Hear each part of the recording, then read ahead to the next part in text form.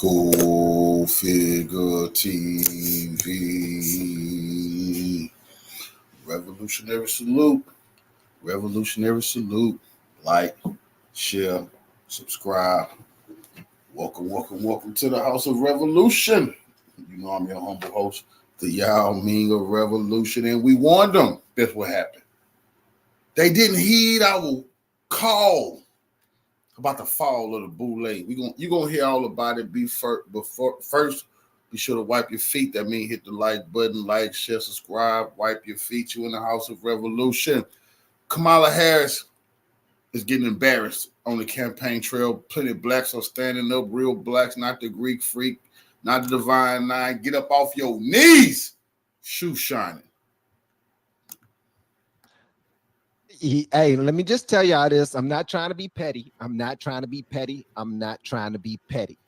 just want to report on what's happening out here in these streets. What's going on, guys? Welcome back. I am Van. We are all the LFI family. Much love to you all. Hopefully you gave God some praise, glory, and honor for this day. It's looking worse and worse. That you have not seen before, you will never see again. Just make sure that you thank God for the uniqueness of this day, because guess what? You have another opportunity to get it right. So nobody else gave you that opportunity but the Lord. All right. Do me a favor when you come into the building. Make sure you hit the like button. Also, share this bad boy. I'm not going to do a whole bunch of talking today. Now, and make sure you share it. Share it in the link below. Copy it. Share it on Facebook, Reddit, LinkedIn, all of that. Share it everywhere. Catalina, what's going on? Donna, what up? The significance of time. You really have a YouTube channel called The Significance of Time. What's going on, Angel? Much love to my blues, man. Y'all are absolutely phenomenal. Before we show y'all the young lady, her name is Michaela, wants to use black. Go in a little bit more. Okay. All right, that's better.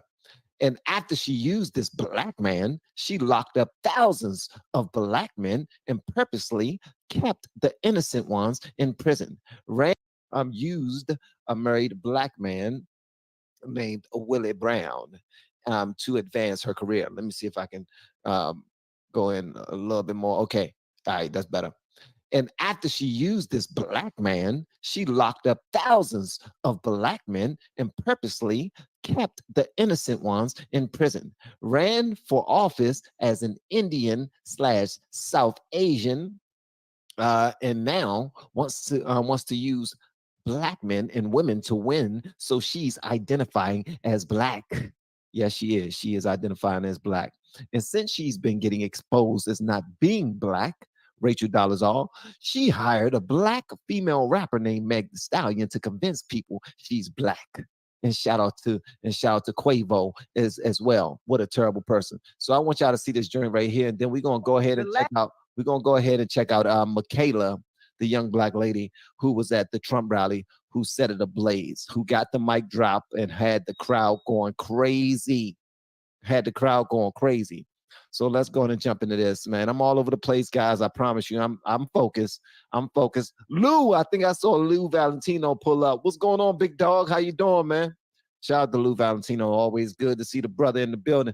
All right, guys. Here we go. Cousin T is crazy. So if he say a word that look, he might say something. All right. The last time she associated with being black is when she was sleeping with a married black man and messed up a black woman's life because she wanted to sleep with somebody's husband so she can make it to the top. She used the black man to advance her career. Okay? Yeah, She used the black man to advance her career. And then once she made it to the top, all she did was throw black people in jail. And then not only that, she identified with being Indian/South Asian. And now she black again because she needs to win. Because she want to make her way to the Oval Office. She want to be the president. So now she black again. Girl, you're black when it's convenient, okay? And just because you had a black man inside, you know what, doesn't mean you are a black woman. That don't make you a black woman. No, it don't. Don't make you a black woman. You're phony. You phony. This whole thing to me is hilarious, though, man. I have to say it. And Cousin T is funny. He's funny, man. All right, let me take y'all to the original video y'all pulled up for, because this lady, she went off. But stay, because I got another one where the young lady is another young lady right after this. People are coming to the forefront, bro, because they like, yo, you're trying to take advantage of us, and we're going to be heard whether you want to or not. And can you believe that on Kamala HQ on Twitter, they are making fun of the size of Trump's crowd in comparison to Kamala's crowd? They should never do that, man. They should never do that. I think they found a spot in the arena that that only had a little bit of people, but they forgot to pan around the entire arena, because man, there was a lot of people in that joint. Sheesh. Do they know how to throw a party? Do they know how to throw a ball? So as I said before, the Atlanta woman Trump invited to speak at his rally completely lifted the roof off. And here's again, Willie Brown was the 60-year-old married man Kamala had an affair with when she was 29 years old. Jesus, geez Louise. All right, y'all let me know whatever y'all want me to know in the comments. Here we go. They don't want to talk policy. They just want to use propaganda to steal your vote. The left is trying to tout this woman as a savior for the Black community, but all she's done is hurt the Black community since she came into the game.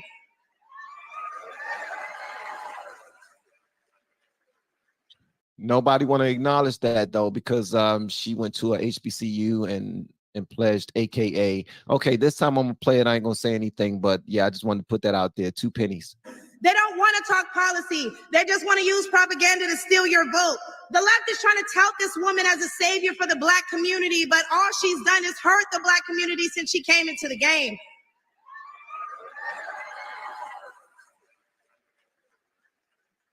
See, the first step in destroying the Black community is to dismantle the Black family. So aside from her record as a prosecutor, why don't we ask Mrs. Willie Brown if Kamala Harris cares about Black families?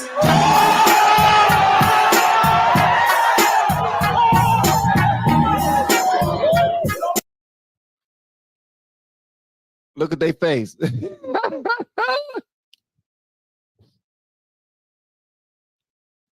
Wow. Wow.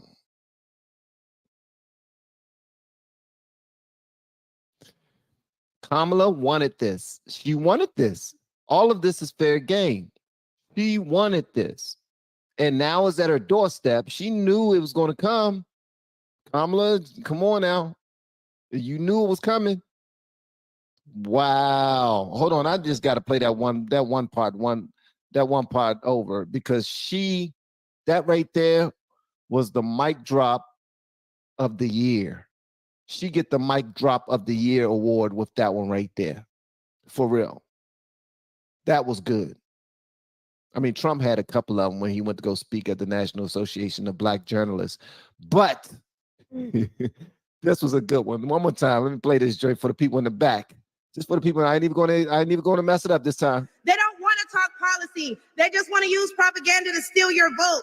The left is trying to tout this woman as a savior for the Black community, but all she's done is hurt the Black community since she came into the game. Talk your stuff. See, the first step in destroying the Black community is to dismantle the Black family. So aside from her record as a prosecutor, why don't we ask Mrs. Willie Brown if Kamala Harris cares about Black families?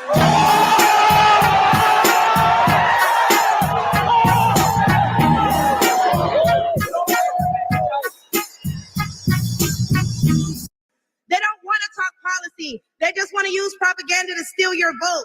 The left is trying to tout this woman as a savior for the Black community, but all she's done is hurt the Black community since she came into the game.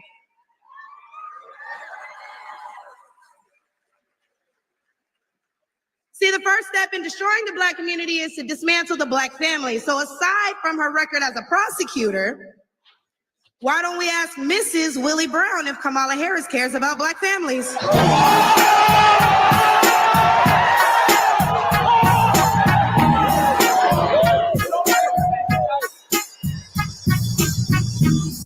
They don't want to talk policy. They just want to use propaganda to steal your vote. The left is trying to tout this woman as a savior for the Black community, but all she's done is hurt the Black community since she came into the game.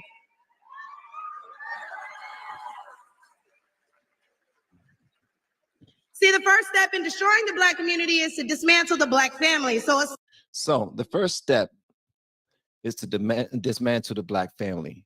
But that takes our approval. Black people, that takes our approval. Not only Black people. This is what happens in the poor communities all around the United States. This is not only a Black family thing. This is a poor family thing, because the government feel like, okay, if we're going to help you out, then hey, you're going to have to ruin everything so that you can be completely and totally dependent on us, so that we can help you out and we can get our return on our investment.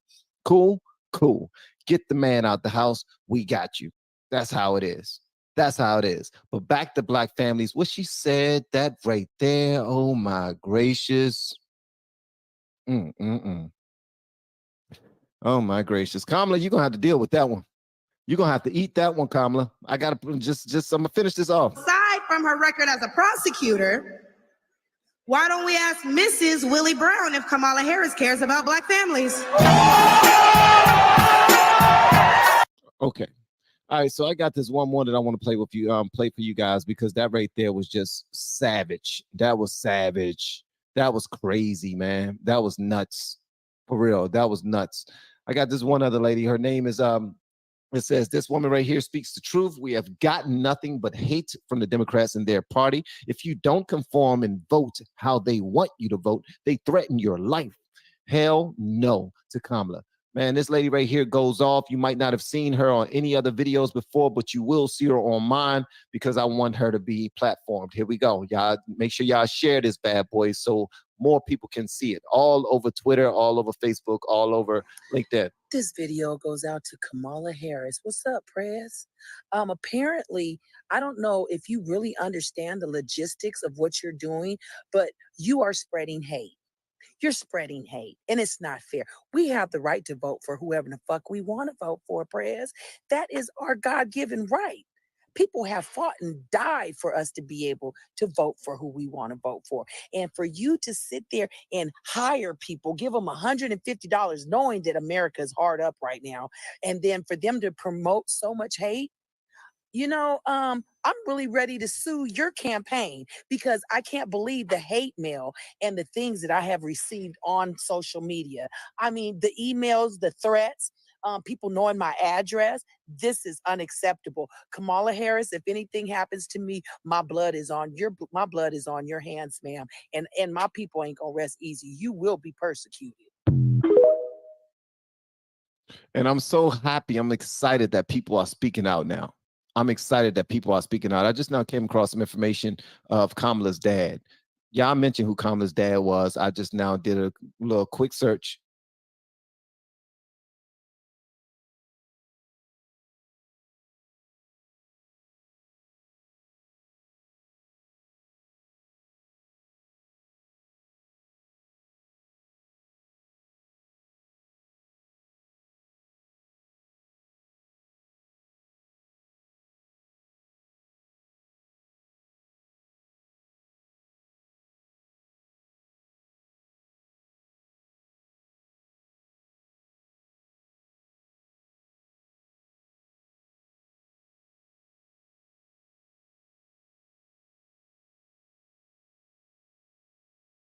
He basically said, you all hired her for this reason. Now tell me what that means. Now, like you said, all of a sudden it's a bad thing. You can't call Kamala D. Well, guess what? Is it better to call her DI hire, or is it better to just call her a damn imbecile? Some of your own supporters, including Republicans on Capitol Hill, have labeled Vice President Kamala Harris, who is the first Black and Asian American woman to serve as vice president and be on a major party ticket, as a DEI hire. Is that acceptable language to you? And will you tell those Republicans and those supporters to stop it? How do you define DEI? Go ahead. How do you define diversity, equity, and inclusion? Okay, yeah, go ahead. Is that what your definition? That is give me a literally definition the words then. Would you give me a definition? DEI. Give me a definition. Sir, I'm asking you a question, a very direct question. Define it for me, if you I just defined it, sir. Do you believe that Vice President Kamala Harris is only on the ticket because she is a black woman? Well, I can say, no, I think it's maybe a little bit different. So I've known her a long time indirectly, not directly very much. And she was always of Indian heritage, and she was only promoting Indian heritage. I didn't know she was black. They ain't never in their life seen people like us rise up and say, hell no, we not going for y'all bullshit. No matter what the Boule and the Greek freaks say. We not hearing it. Black men, black women, see, they try to divide us. Now they're saying it's not working. Oh, it's a divide, the Boule against us. That's the divide. Until a number of years ago when she happened to turn black, and now she was. So I don't know, is she Indian or is she black? She is already as a black woman. I respect historically either black one. college. I respect either one, but she obviously doesn't. Because she was Indian all the way, and then all of a sudden she made a turn and she became a black person. Just to be clear, sir, do And you I believe think somebody should look into that too when you ask continue in a nasty tone. it's a direct question, sir. Do you believe that Vice President Kamala Harris is a DEI hire? All right, that's it. I love it. I love it. No, I mean, so when has the DEI hired? Isn't that the reason that they created this DEI, so that these people who are colored and women and whatever can get a job? Like, so why is it all of a sudden a bad thing now? Yeah, okay, yeah, she's a DEI hire. Because who would have a woman running for president unless it's like a special privilege? He should have said, is it live or is it Memorex? Remember that old commercial? Is it live or is it Memorex? Because he basically said, you all hired her for this reason. Now tell me what that means. Now, like you said, all of a sudden it's a bad thing. You can't call Kamala D. Well, guess what? Is it better to call her DEI hire, or is it better to just call her a damn imbecile? Yeah. Yeah, Yana, what are your thoughts on this whole thing? Oh, I love it. That was the best. That was probably the best Trump quote ever. She went black. All of a sudden she became black. I love it. So, and also that woman, the so-called journalist, she's so not professional, because he's asking her, what's the definition? And she's like, diversity, equity, inclusion? I gave you a definition. That's not a definition. Acronym. And she explained what the letters stand for, but she didn't give a definition. The definition is diversity, equity, and inclusion are organizational frameworks which seek to promote the fair treatment and full participation of all people, particularly groups who have historically been underrepresented or subject to discrimination on the basis of identity or disability. So if that definition was read, then you can actually have an intelligent conversation. Right. So you have this policy, and you know what? We believe that she was picked because of her historical underrepresentation. And this is it's just ironic that they're at a National Association for Black Journalists convention when these people are far from journalists, because if that were the case, they would have said, hey, journalism is supposed to be unbiased. Right. We're supposed to just report the news and report the facts. But her emotions, you can hear it in her voice, that she was so emotional during this when the first word that she said, and that's why he called her out on it. And I'm glad he did. We should have been there. We should have been there. National Association of Black Journalists. Well, I mean, I don't know about Yana, but you could have came along with us. Well, I'm glad Harris Faulkner was there. She kind of saved them a little bit, because she's a consummate journalist, and she tries to present the facts in the news, and then you let the participant respond. So, she actually asked him a question, about like substantive questions. Exactly. This gotcha. It's kind of like more pop. It's more like gossipy questions. She actually asked him quick questions, but the one thing he answered it, kind of. He did. Kind of. Right. In his own way. Yeah. The one thing I wanted to pinpoint in that exchange was the whole black thing. So again, they're trying to race bait. She was so offended, when he said, well, what is she? Because nobody knows, when she initially came out, she said she was Indian, now all of a sudden she's black. And now if you say she's not black women are so appalled and upset by it, So what we're going to cook today is an Indian recipe. Yes. Because you are Indian. Yes. Okay. And I don't know that everybody knows that, but I find that wherever I go and I see Indian people at the supermarket, on the street, everyone's like, Kamala Harris is Indian, right? It's like our thing we're so excited about to have you running for president. Yeah. Is this lady is darker than Kamala Harris? This lady darker than Kamala. So we're both Indian, but actually we're both South Indian. Yes. You look like the entire one half of my family. Okay, thank you. You do. I've been telling people we're related already, so this is perfect. It's basically true. And so were you raised eating South Indian food? South Indian food. So Corinne Jean-Pierre was reacting to this exchange earlier today. And I do. Let me see. I do have it. Let me see once. Let me drink my wine because she got on my nerves too. Cheers. All right, here she is. Trump is speaking to some of the reporters who assembled there, and right out of the gates, there was what can best be described as a contentious exchange. He says of Kamala Harris, the vice president, she was always of Indian heritage, and she was only promoting Indian heritage. I didn't know she was black until a number of years ago, and she happened to turn black, he said, and now she wants to be known as black. So I didn't know, is she Indian or is she black? As a person of color, as a black woman who is in this position that is standing before you at this podium behind this lectern, what he just said, what you just read out to me is repulsive. I think it's insulting for anybody. It doesn't matter, former leader, former president. It is insulting. And we have to she is the vice president of the United States. And my sensibility. Asking about something that's happening up at ABJ right now, a gay white liberal. This is what they do, insult. It's insulting to say that your head. I'm appalled. There's a black one. There's a black woman. You don't like black people. She is full of it.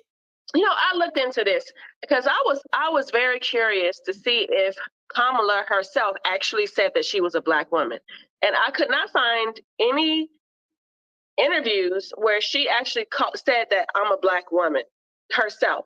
And I actually wanted to see what is her real heritage or whatever. And I went down this whole woman's line of her lineage down to her great grandparents, which her great grandmother is actually Irish.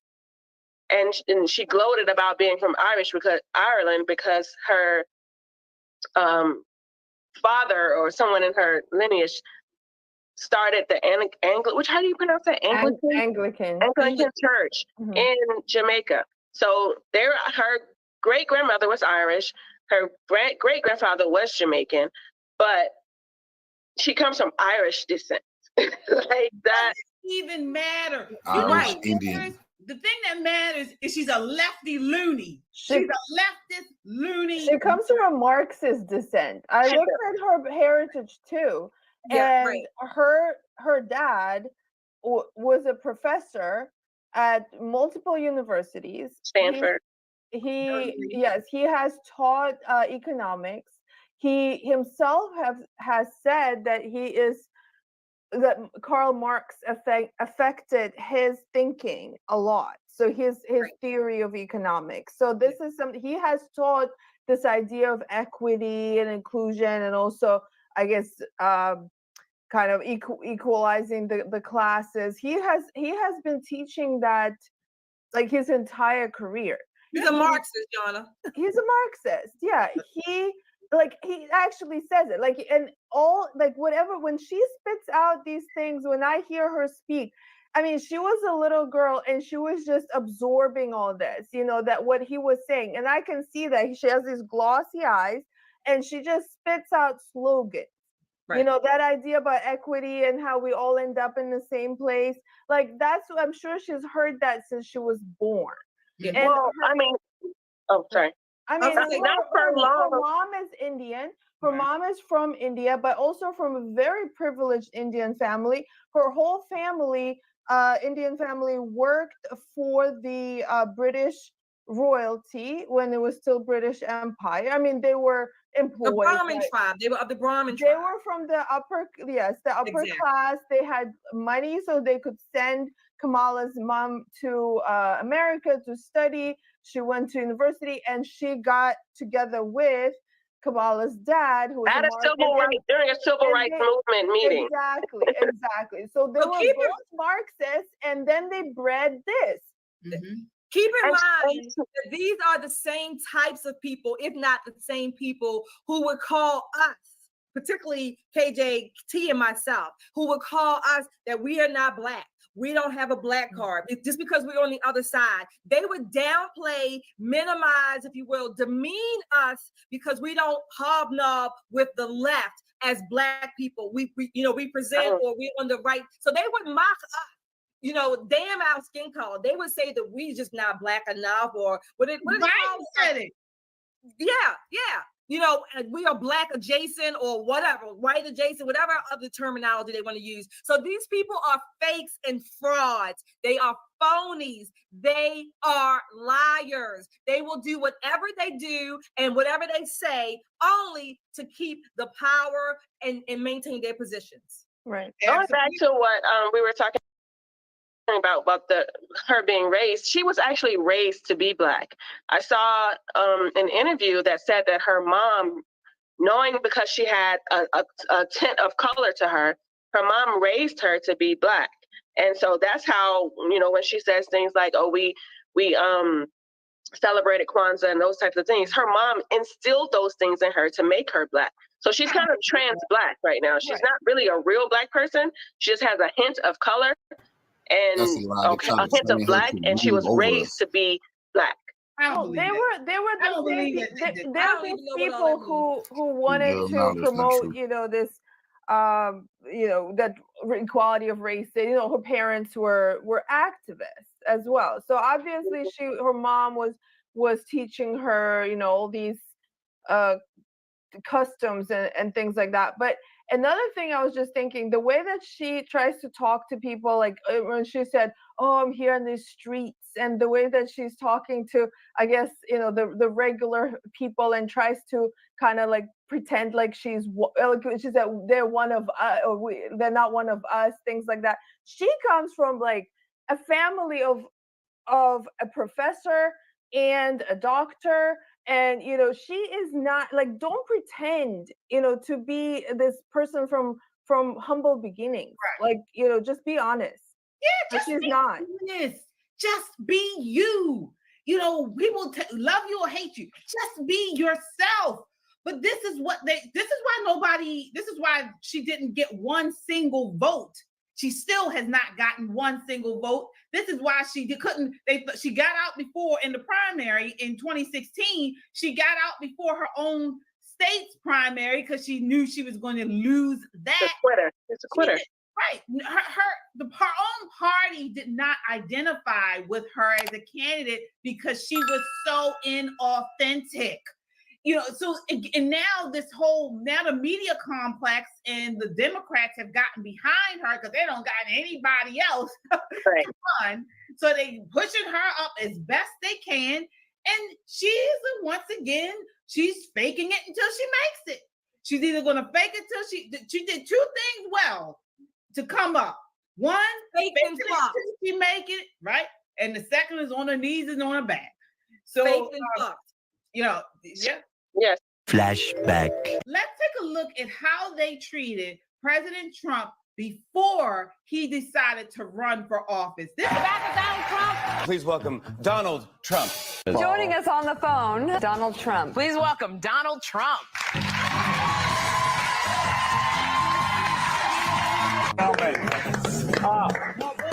Watch your head. Very tall. How are you? Nice to see you. All turned on the man when he got real popular. Joy, he said the guy wears a tube. He says that it's his own hair. So I believe him because I believe Donald. He's an upstanding American. And have Republicans considered replacing their candidate, as Sonny pointed out, with someone who isn't a twice impeached serial liar and a convicted felon? Oh, my God.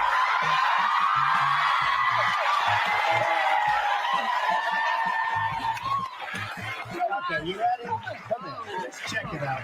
No, it's true. It's real. It's not very pretty, but it's real.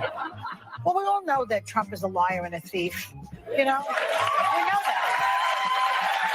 So it's not that big a jump to say that he obstructed and he lied. Beautiful woman up there. That's your mother, isn't it, huh? Yeah. Look at her. Hello. Yeah. How are you?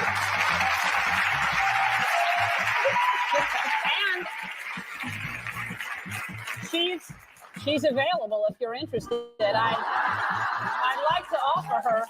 I don't want to give him a platform because it validates him. And for me to have someone on the show, I have to at least admire them in some way. And I can't have someone that I feel is not only dangerous for the country and for me personally as a gay woman, but as to the world. He's dividing all of us. And I think I don't want to I don't want him on the show. Okay. How's it going? All right. That's great. Everyone is the charm there. Pascal, let me start with the tough question. End of flashback. These people are such liars, elitist cogs for the system, for the elite. That last clip was Mika Brzezinski. Yes. Hugging and kissing all over Trump. This was all before he became president, all before he became president, actually.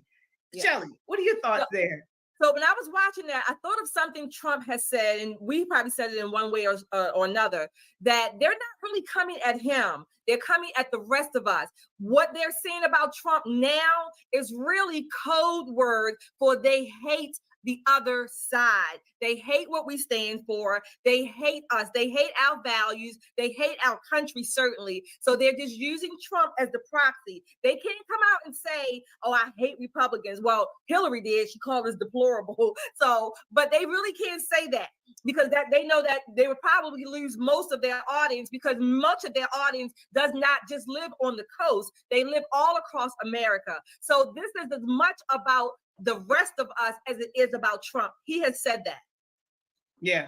Yana, I mean, can you believe how they flipped? They were literally hugging, kissing, falling all over President Trump.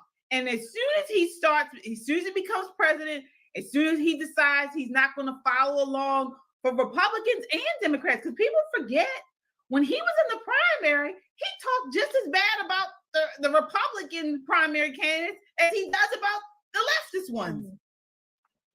I mean, just looking at that, people need to see that they cannot trust the media. Nope. Like, how can you watch anything that they are broadcasting, anything that they say after you see something like this? Exactly. That they will completely switch their language. Completely. Mm-hmm. And like Ellen DeGeneres, she was offering her mother. She's like, you can be my stepdad. She had him on the show. And then later she said that he's a threat to her because she's a gay woman. What?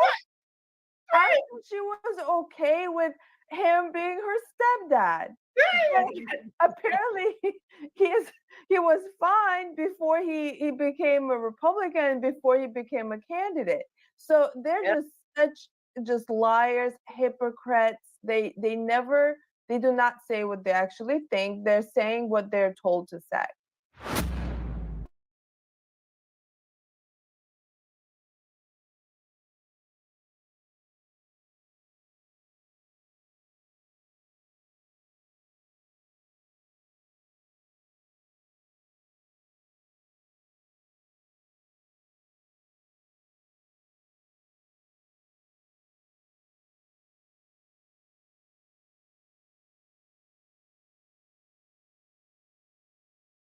Having division where they thought, remember when they raised a whole bunch of money and they said, Black women for Kamala Harris, Black women for Kamala Harris. Remember when they raised all of that money?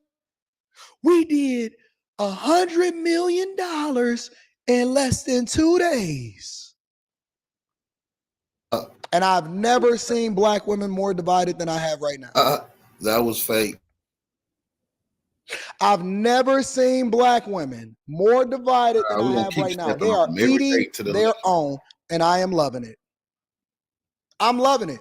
I found myself in uncharted waters, in uncharted territory. You're not going to believe this. You're not going to believe this. I started supporting modern women. I started supporting modern women. Anton, what are you doing? You be holding these women accountable for breaking up their households. You hold women accountable for being single baby mamas and then trying to get a man to be a step crash dummy. Anton, what are you doing? Women are not taking responsibility for what they're doing in their own homes. I know. But two things can be true at the same time. Two things can be true at the same time because I'm objective enough to be able to separate one issue from the other. Because there's some women for the streets and some women that's not for the streets. There's some women that's wives and women that just so happen to be single baby mamas. There's some women that's on the pole and the women that's working the streets, and they are having a discussion amongst each other because the sister code is broken. I never thought in a million years the thing that Kevin Samuels couldn't do, that Kamala Harris would come in and sow dissension amongst sisters. I ain't even get on the black man yet. Black man is for the next show. We're going to talk about the black man because I see some of y'all simping. We're going to hold y'all accountable. We're going to talk about my ladies, my Mercedes, hold four in the back, two if you're fat, get the gat. I never thought that I would see a war, a civil war, Avengers, assemble. Iron Man versus Cap. Iron Man versus who's right and who's wrong? Civil War. That was one of the best Avengers movies, by the way. Civil War was one of the best Avengers movies. Thank you for the super chat. I am absolutely going to read that super chat shortly. But I think it's a good thing. And you know why? Because you never want to operate in an echo chamber. You never want to operate in a space where everybody just 100% agree just for the sake of agreeing and they don't actually believe it. I see sisters, some of them for the streets and some of them may not be so. We're going to get back to being for the streets in a little bit. But for right now, I love the dialogue. I love the discourse. We're not really seeing that amongst black men. We're seeing it amongst black women. Anton, how do you know that black women is out here in these streets arguing with each other? Well, let's talk about it. Donald Trump was just on national TV, national television, saying that he didn't know that Vice President Kamala Harris was black until a number of years ago. And he said, I didn't know she was black until she turned black, and now she wants to be known as black. Then he makes another ignorant statement saying, I don't know, is she black or is she Indian? Excuse me? First of all, how can someone turn black? I didn't know she was black until she turned black. The most disheartening thing about this is that he's serious. Like, he sat on that platform, on that stage, on TV, and said those words out of his mouth so confidently. And I know a lot of people aren't going to vote for Kamala because she's a woman, one, but she's also a black woman. And if you feel that she's not the best candidate, cool. But you would have to be sniffing Gorilla Glue if you think that that man is a better choice than Kamala. Sniffing glue. So my question then becomes, her Roe versus Wade, man. Was he right though? Let me take a drink. We cooking with fish grease tonight. My question then becomes, but was he right though?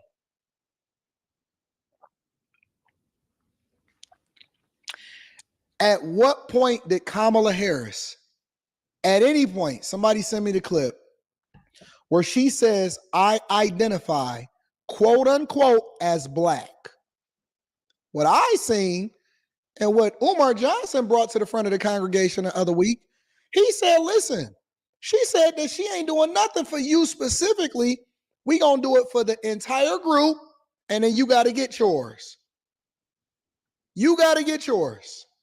Was he right though? He said, I didn't even know that she identified as black. Trump said that. I said that. You said that. At what point did she ever identify as a part of y'all? I thought that y'all didn't even rock with people that didn't identify as y'all. I thought that y'all said that those type of people was tethers. Y'all was name calling. All of a sudden, that's right. All of a sudden, do you have any grape upon? All of a sudden, she now somehow, some way became black. All that B1. Where they do that at, though? Where they do that at? She has multiple times? Send it to me. Because I've never seen it. I've gone through countless Kamala videos with a fine-tooth comb. And all I seen in that video that y'all sent me to that I used just a second ago was comments, and it's all in the description of this video. I always give credit to the content creators. Is comments in there saying, but he was right though. Here's my question. What percentage of your blood do you have to have as a black American born on American soil in order to be justified as black? Now that's a deep one. You know that why that's such a difficult question? Because even within the black community and the people that is advocating for reparations and you only black and we don't necessarily rock with people that is of the same color of us, but they immigrants and they came and they immigrated into this country and you wasn't born in here and you can't trace your ancestry black to the Mayflower and all of this other BS in order to survive, in order to divide us, to try to make it seem like we can really control how it was that we came here and how it was that we was born and what color we was born, instead of focusing on the policies, right? Because we want to just go down to the distraction. I want to talk about why black women are arguing with each other. Why sorority sisters are arguing with each other. Instead of us having real conversations about policies and how you can be affected in your communities and what these people are actually going to do for you and how they're going to benefit you, black people don't have a standard as to how it is that they identify as what. Even the 10% rule was based off of something that somebody gave to you. The very idea that they can call you a colored, a black, is a social construct that didn't have your mind dividing yourself against people. They don't even like each other. Colorism is a real thing. Colorism is still a real thing inside of the black community. And the white girls want to be black girls. But I see a lot of sisters got a different perspective. You don't believe me? Take a look. So let me get this right. So prior to Kamala, announcing her running, y'all were talking about how black people get unfair treatment when it comes to the justice system, how we get locked up and we get these lengthy sentences for no reason. Y'all were talking about prison reform and police reform and all of these different things because of the fact that we have unfair treatment when it comes to the law and the justice system. And they lock us up for no reason, or they try to keep us behind bars, or they, pad cases so that these people can be convicted of higher crimes or whatever the case is. But now all of a sudden that she's running, now those people deserve it. Now it's if she locked your daddy up, he probably deserved it. If she locked your uncle up, it's probably because he deserved it. How did y'all switch so fast?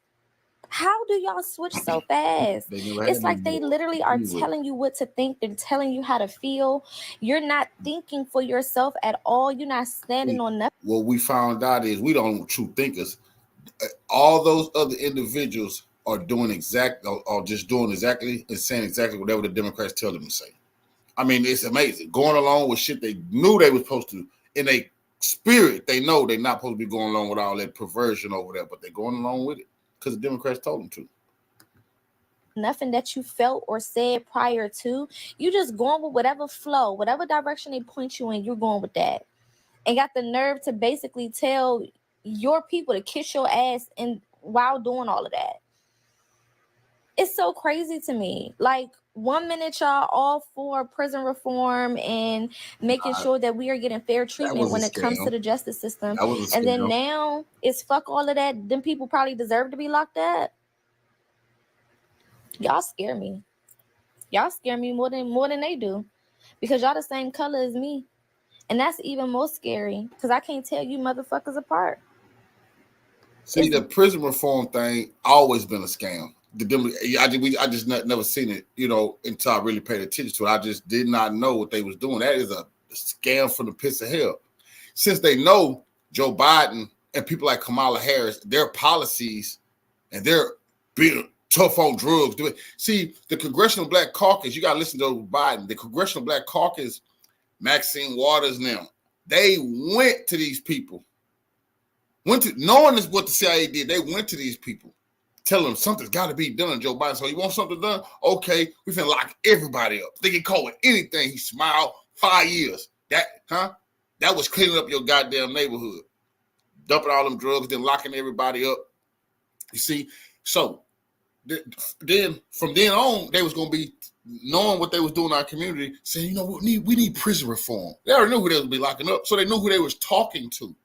And why you think it's only the Democrats that say that? Because the Democrats run the prison reform scam. They want your votes, not to never help you. Because how do you know they're not gonna help us? Well, Joe Biden got in power. They had the Senate, they had the Congress, they had the presidency, and they didn't pass the George Floyd bill. They proved to you that's a scam. These are scary times we living in. The way that y'all can flip flop at the drop of a hat, very weird. Don't worry about it, sister. Don't worry about it, sister. Anton from AntonDaniels.com. I got your back, baby. I got your back. All this is showing is the hypocrisy that really happens within the community. It shows the dissension that's been sowed amongst you and why you will never, ever really be able to come together because you don't even have any real standards within your community. I would advocate for y'all to actually work a little bit harder on making sure that y'all not becoming baby mamas. I would advocate for y'all to work a little bit harder to make sure that you get little Jug knocked up, make sure that he get locked up in jail because he out here jugging people and robbing them and taking their debit cards and making them give their PIN numbers up over there in Chicago. Democratic National Convention is coming up in a couple weeks. Democratic National Convention is coming up in Chicago in a couple weeks. Guess what? They're going to take all of the resources from the neighborhoods. They short 2,000 police officers. And then what they're going to do is the same thing that happened during the Grand Prix that they had, which was during 4th of July weekend. Brandon Johnson is probably going to be over somewhere in some other city having a vacation, working from home, Chicago mayor, and it's not going to be conducive for your lifestyle. I'm here for it. I think that the women are really having the right kind of conversations. They all gather together when it comes to uniting against men, but they all divided when it comes to being able to play this identity politics game on who should be your leader. Ask yourself this question. When you go to bed at night, or you go to have this conversation, thank you for the super chat, I rock with that. Or you go to have this conversation with your friends and your family, and you start trembling and you start to get a little bit nervous because you know that they're going to ask you that question that is absolutely going to blow up Thanksgiving dinner. That question that absolutely is going to mess up the holiday.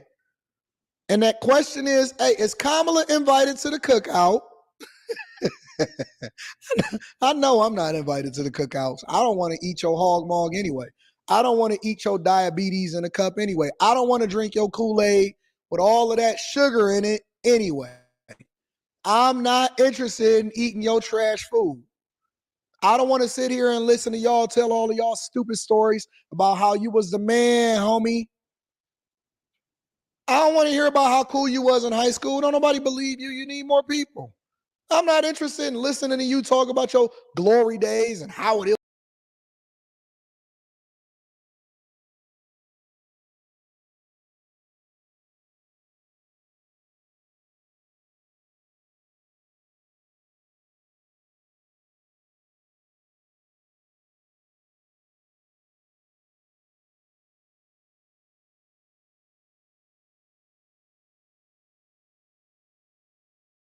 fest that she had at Kamala Harris's rally down there in Atlanta.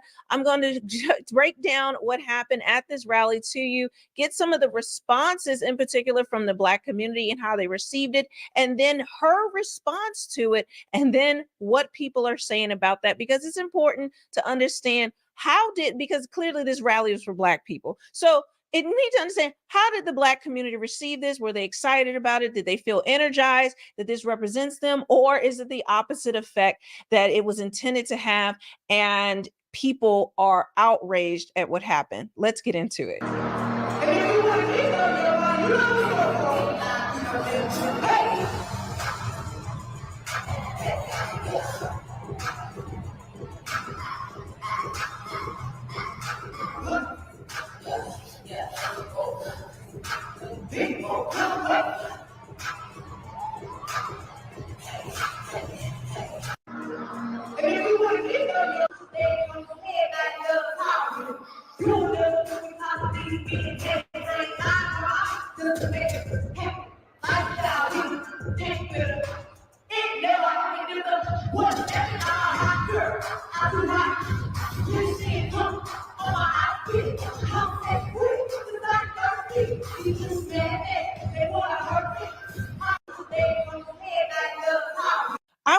take note of the people behind her in this clip right here. Look at the people, like this black guy just like this lady in the front is trying to get into it. But like, look at this lady, the lady at the bottom, the white lady with the glasses, the black lady with the glasses. This is the most inappropriate, disgusting ghetto mess I have seen in a long time. And of course, you know, the ghetto was in full effect there in Atlanta. There was like, you know, real Atlanta housewives there, and just a plethora of people of Z-list celebrities that are in the black sphere. And it's just, this is what it just seems to be like. I'm wondering if the DNC convention, the DNC is going to be just like this, where you're going to have a bunch of celebrities come out, sing, do all these things, and really a distraction from what we need to know, which are the policies. But whoever because see, what Kamala don't understand is this make us think about her time with downtown Willie Brown. This is disgusting. We don't want our young ladies to rise up the ladder like she did. This and thought that this was a good idea, and somehow this was going to inspire, you know, in particular the black vote. Well, they have another thing coming, because let me show you the response from the black community. I'm on the Shade Room because, again, this is the biggest black media thing that's out there on social media, on Instagram. And if you want to get a pulse of what some black people think about things that are out there, this is where you're going to get it. A lot of times they post things that are very skewed and slanted, very left, but you can still get an idea of how people feel, even if it is that way. So we have here, it says, oh, they're actually YouTubers. It says THPP Network says not one policy, but twerking. This is a mess. Kamala don't even identify herself as a black woman. People always say that. I'm embarrassed button, 41,000 likes. And this is a black woman who's saying that. Trump going to bring out Sexy Red. If you don't know, there's a rapper who endorses Donald Trump by the name of Sexy Red. I don't think he's going to do that. So that has 42,000 likes. The world is just a ghetto man. Now Kamala knows she should have had Nikki come perform Moment for Life, 14,000. So people are telling jokes. And Trump finna bring out Tory Lanez, who was convicted of shooting Meg Thee Stallion in the foot, got 10 years. A lot of people believe that was a setup and he didn't really do that. Here's a person, I don't understand the hate in these comments. Like, wow, what I saw was a very successful campaign event. Seems like the artist was chosen because she can tap into a different demographic of voters. So this is what this woman's admitting voters will vote because Meg Thee Stallion's up there twerking with a half top on, with a crop top. Wow. Like, that shows you, like, no policy, no understanding of what's going on. Just, oh, I see booty shaking, therefore I'm going to vote. Absolutely. What demographic is she talking about? Is she talking about the black community? Is she saying that's all how we think? That's how we move? Our demographic is so dumb that that booty shaking will be enough to get us to vote? So what does that say about you thinking about black people? But of course, she's going to be like, I support black people, right? With this type of thinking? No, that seems to me to be very bigoted. We have to govern. I don't know, by all means, trust me. The Trump team is scrolling y'all's comments like, see, even the blacks hated it. We sure do know how to tear each other down. Geesh, girl, bye. Child, Kamala could have called Kirk Franklin because he's a gospel artist. So at least it would be more uplifting and not sexualized ghetto twerking. I love Meg, but this wasn't appropriate. And look at the likes, 9,000 likes. Shite looks like the EBT awards. Oh my gosh. So EBT, the food stamp awards. This was not the time. These people are hypocrites. They'll bring Megan off the stage and then bring Kurt for GP, are you with me? Then they act like some Christian. Oh yeah. Then they'll start singing Christian songs. They hypocrites, bro. They'll drag Megan off, and then the people are sitting there and act like they some Christians, man. These people are disgusting perverts and bigots. Look right there. Look at the dude in the yellow. Look at that pervert. Look at that sick pervert. Megan playing games. It's some sick perverts out there in that audience. It's some sick perverts out there in that audience, man. They gonna get these girls hurt. Now look at that dude right there. Now I bet you that dude right there, he looked like he done strangled a woman before. That's serious business. Look, it's a trucker. Hold on. This dude look like he truck drive. Now they just said truck drivers. It's an investigation. They have left thousands of women dead all over the goddamn country, and I'm not bullshitting. I got an eye. We solve crime here. Now this dude in this yellow shirt, the way he standing at that stage looking at Megan Thee Stallion, it's not good stuff on his mind. And I believe he want to choke her, and control her. Place 33,000 likes. Do this type of shit? Democrats have an agenda to misrepresent. Look, then he clap. Oh, goodness, Black people as much as they can, and y'all love it. This got to be the most confusing election of all time. So you can see that people are not here for it. Now let's get into what Meg Thee Stallion had to say in response to her, twerking for votes, get to the polls, I guess. So this is what she had to say. They was fake mad that I was popping it for Kamala, and I don't think they heard what she said. Kamala said she wants a ceasefire.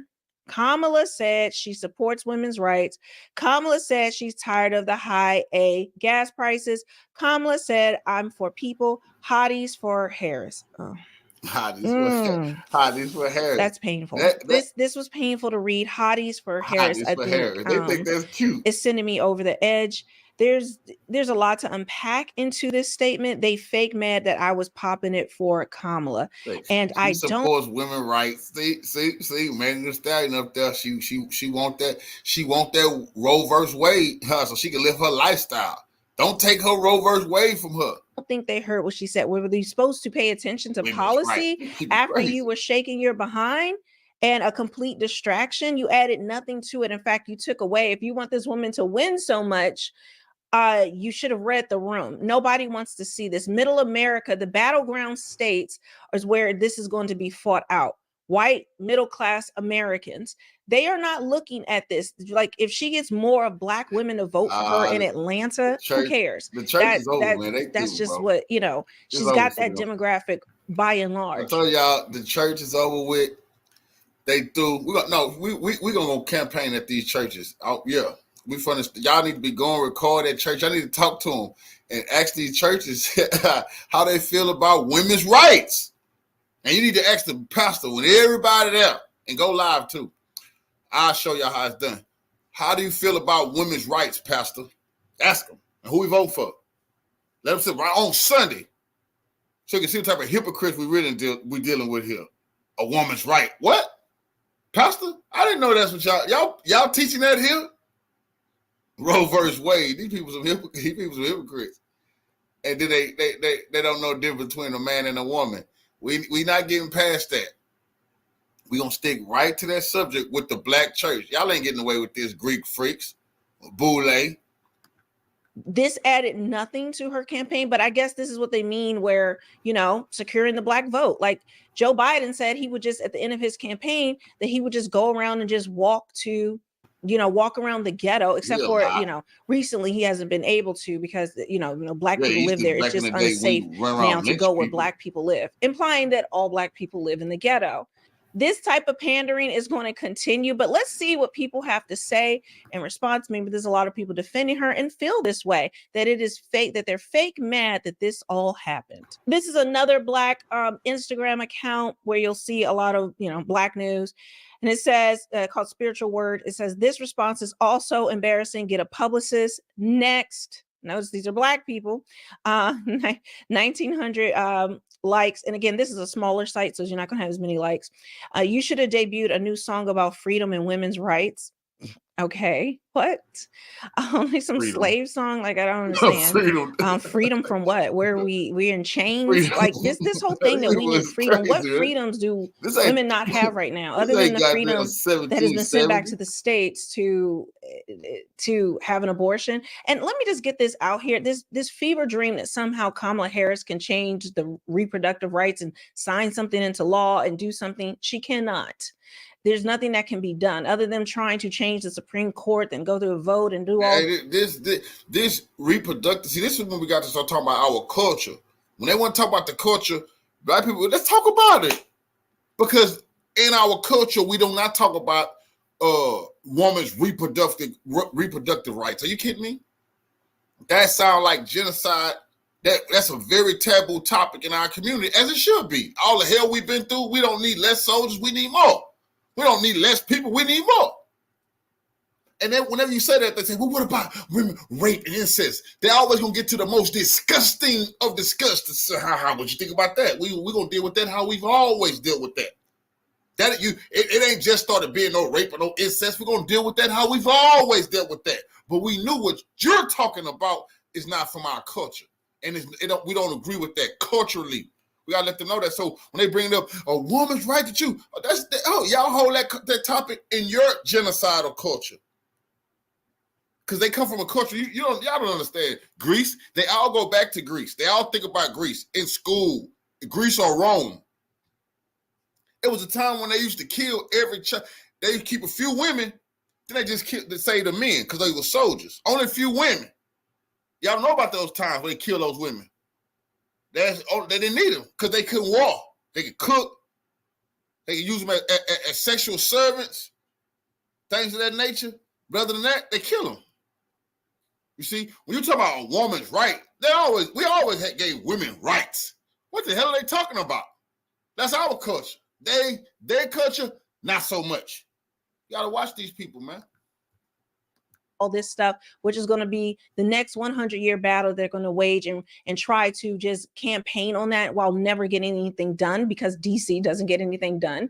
And so what you see is in order for this decision of Roe v. Wade to be overturned, you would have to ratify the Constitution. That will require a Democratic president, overwhelming majority of Democrats in the House and Senate to, so there wouldn't be a filibuster. Then on top of that, once it's approved by them, it will have to go to the states to vote, and 2/3 of these damn white liberals want a civil war over Roe versus Wade, but they won't talk to us about reparations. Let's have a study. Have a study about Roe versus Wade. Study that. Study that over and over and over. No, take that to every legislative body and have a panel on that.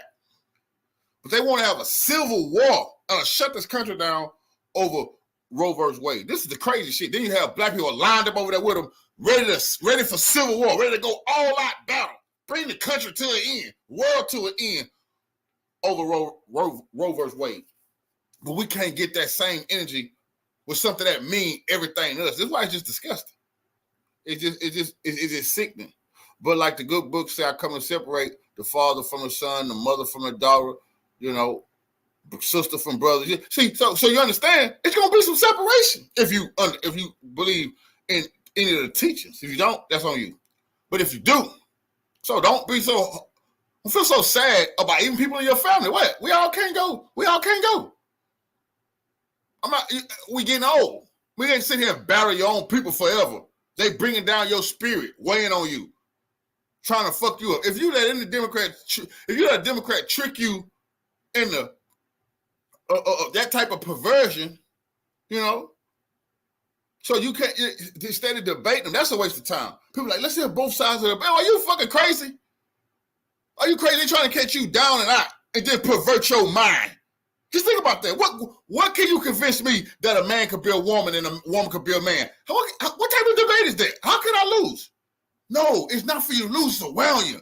And let that devilish, wicked, sinful bigotry wear on you. Come on, man. You don't have time for those. Be battling them demonic spirits. And every time they talk about that shit, you battling wicked principles, bro. Just think about that. That's why I don't play them games. We put out this is debate. Are you crazy? No, hell no, because I know what they scheme and they scam is. They know they can't win. It's to wear you down, man. And just you could be having a great day, and then you get to hear that type of perverse BS, and it just get to you like it get to me. States would have to approve it in order to ratify the Constitution. What is she going to do to protect women's rights, reproductive rights? I keep hearing that, but I don't see what are the policies. What can you do? Because there's only one path to reverse what has happened. Oxymoron, women's reproductive rights. No, you don't want to reproduce. They make it seem like it's to help them have babies. No, you don't want to reproduce. To protect the women's reproductive. No, to make sure you can't reproduce. Words matter, and it's a play on words. Protect the woman's reproductive rights. What are you talking about? You don't want to reproduce. Happen. And if you're going to say you're going to do all this stuff to change the Supreme Court. Well, that's going to be an uphill battle as well. So I again, it sounds good. It sounds fluffy. It feels good for people who want that policy, but please outline directly how that's going to happen, because otherwise it's just propaganda and false promises in order to get elected. So it says, are people forgetting she is the VP and her and Biden are why we're in this mess? Oh, child. Twerking for women's rights, kind of moving backwards. I don't know. Getting a lot of likes. Absolutely. Women's rights to what? What legal rights are being kept from women? And you know women are not here for it. You know what's so cold about a Scarlet and a Jezebel like Megan Thee Stallion? You know what's so cold? Now, that pornography that they putting out, you think some women not going to have babies? Just stick with me for a second. Now, all of that, man, you know, I put a video out this morning about the family and I found out that boy was from Texas. He's from my hometown. I knew his father. Dude just hit me about that. But the young man went to North Carolina, he got in a car wreck, got out the car hit him. But y'all seen it? The hospital was trying to kill the young brother, his family say, and they want to take the young man organs. They want to steal it. It's a lot of organ harvesting going on. Y'all know all about this. Okay, cool. Y'all do know that when a person has a miscarriage or if a person has an abortion, you do know they don't just take that fetus and throw it in the trash and that's it. Hell no. That fetus is worth money. It's things they do with that's on the market. So I get back to them because I had to take you there. So just think about all those little fetuses that they'll abort that's worth money to somebody somewhere. They have a person like Megan Thee Stallion, scantily clad, Jezebel, come out there, hottie, fool. Now you got this, you spreading this all over the place. So you think when you pushing pornography, people not gonna have sex and kids, so women not gonna get pregnant? Okay, yes, it's gonna be a lot of that. But then they hit you with, bam, go ahead, you can abort the baby. Because you got the right to choose. Oh, you want the aborted fetus? Okay. Wants a ceasefire is funny AF, talking about the war in Israel. At least Amber Rose did research and knows some shite and remains professional. This is just laughable. This election is so ghetto. Popping P for the VP is nasty work. Tell Kamala her and her administration caused all the problems she's trying to fix. Man, this made it worse. Kamala will win the popular vote and the Electoral College will select Trump. They did the same thing with Hillary. It was tacky, period. I couldn't hear what she said over all the twerking. So the comments keep going on both of these posts. Black people, for the most part, were not here for it. And you know it, even by the people trying to defend it, we're just like, I don't understand all these comments that are negative. Because this is obvious, cooning, pretending to be part of the Black community and thinking it's because this never happened before. They're paying attention. They know their hold on our community is over. They know that they're witnessing it. We're not going for it no more. They're not going to be able to repeat this. The next thing, but you know what they're going to do next time? They're going to get a full Black person because they know what we're saying. They know it's not working no more. They're going to die. Damn, we're going to have to find some shoe shining descendants of slaves to run this scam on them. They know they're going to have to get a descendant of a slave to run this scam on us next time it sound Black. We're not going for this. We at that lineage. We talking lineage right now. It's the wrong time to play these type of games with us. We not going for it.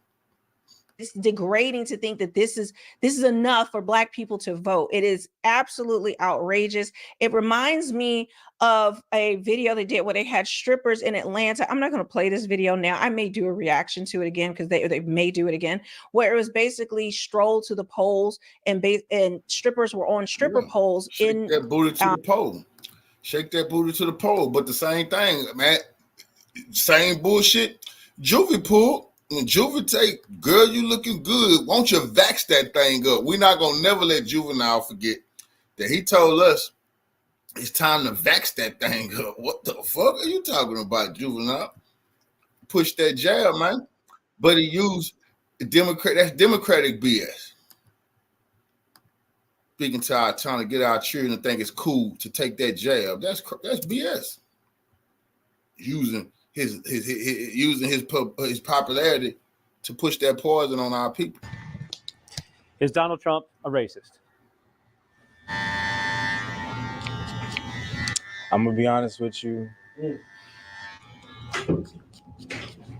Until I see something for myself that would paint in my mind or give me the information, the evidence, hey, he's racist, I would say yes. But currently, that man hasn't done anything or said anything that made me look at him and go, oh, he's a racist.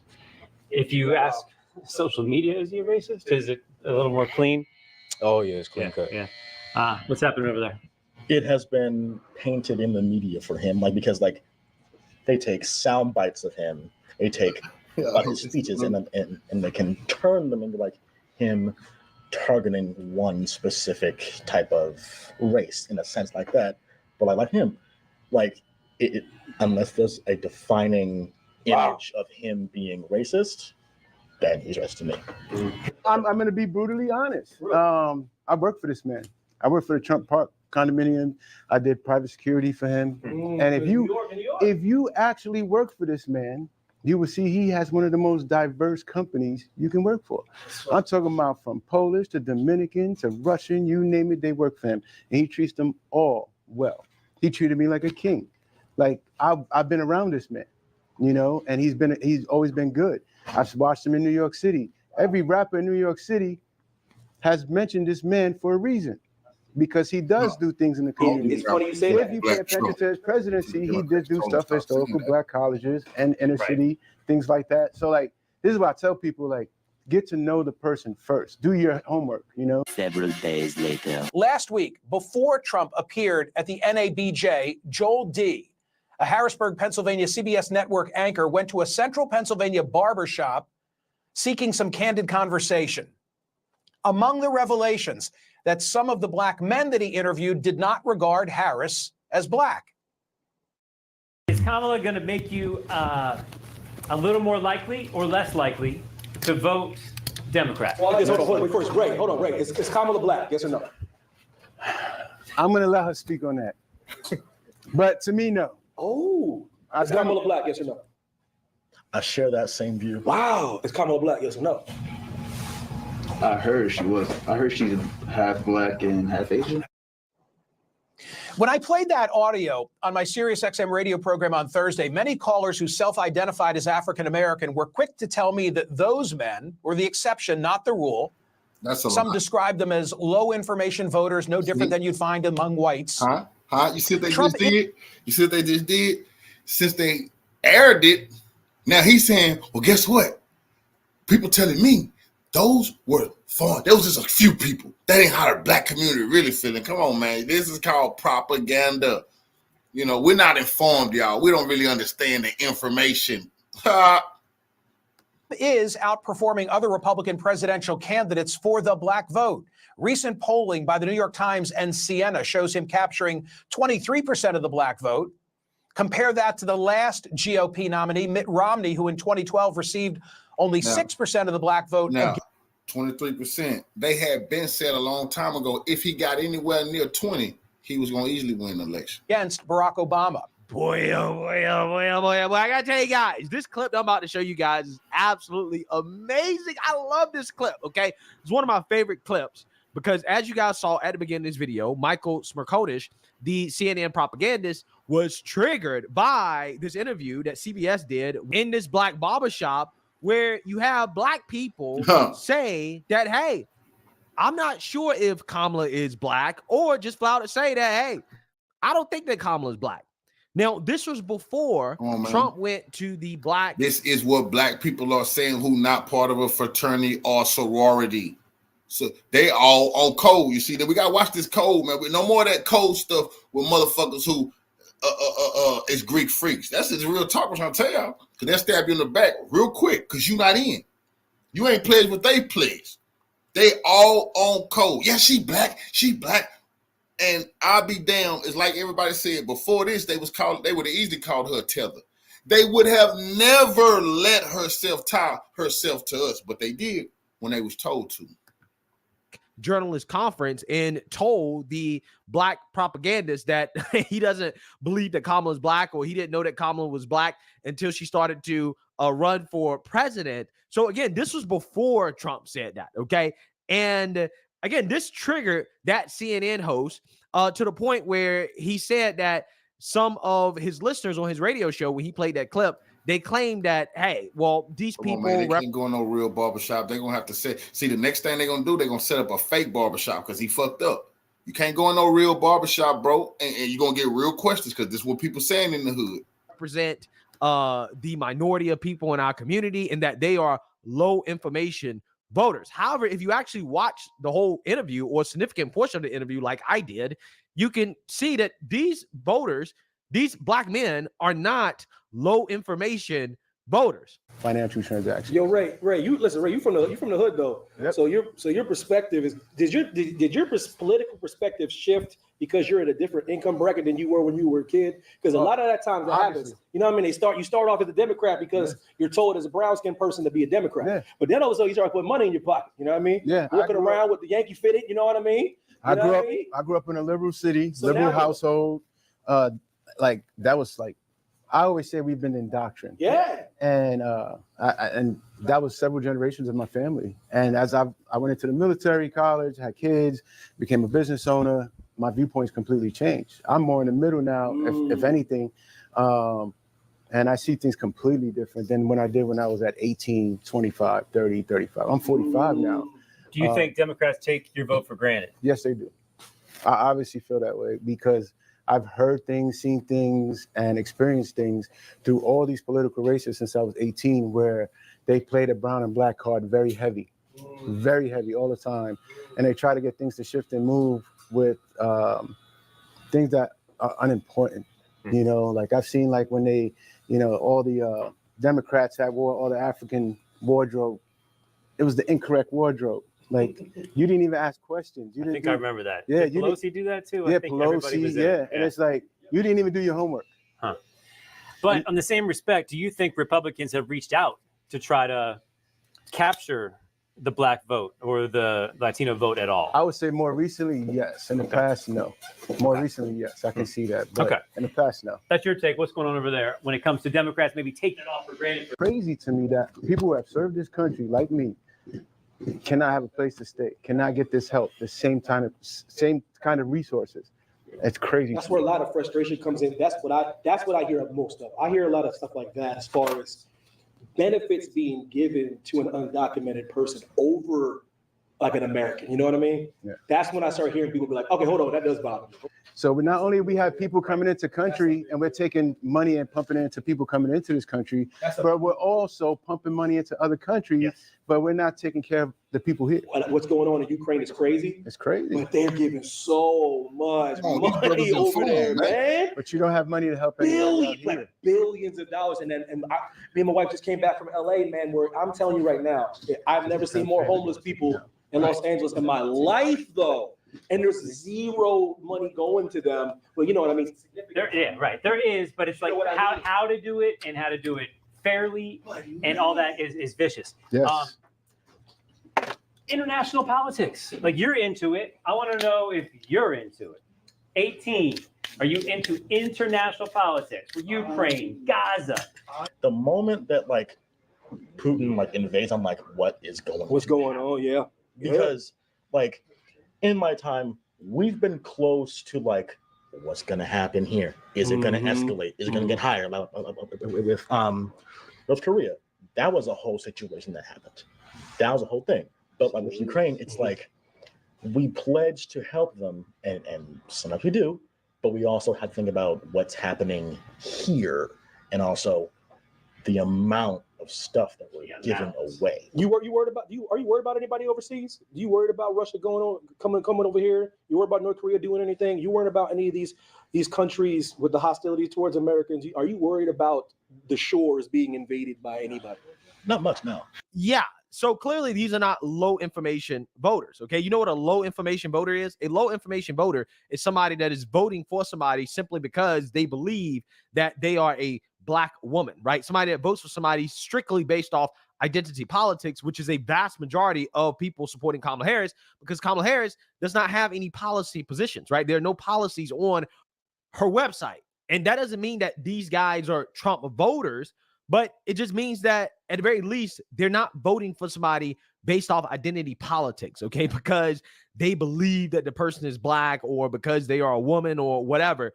It takes more than that to get their vote. And again, these voters don't even believe that Kamala Harris is black. And this is why I try to tell you guys that this line of attack from Trump is actually genius, because Trump just said out loud what everybody in this country thinks, including black people. So don't listen to the mainstream liberal media trying to fact check Trump on him saying that I didn't know that Kamala Harris was black, right? Which again, it's kind of funny how they're trying to fact check Trump saying, well, I didn't know that she was black. Again, it's just hilarious. This is how desperate the media is. But again, they're trying to run this narrative that no, every black person believes that Kamala Harris is black.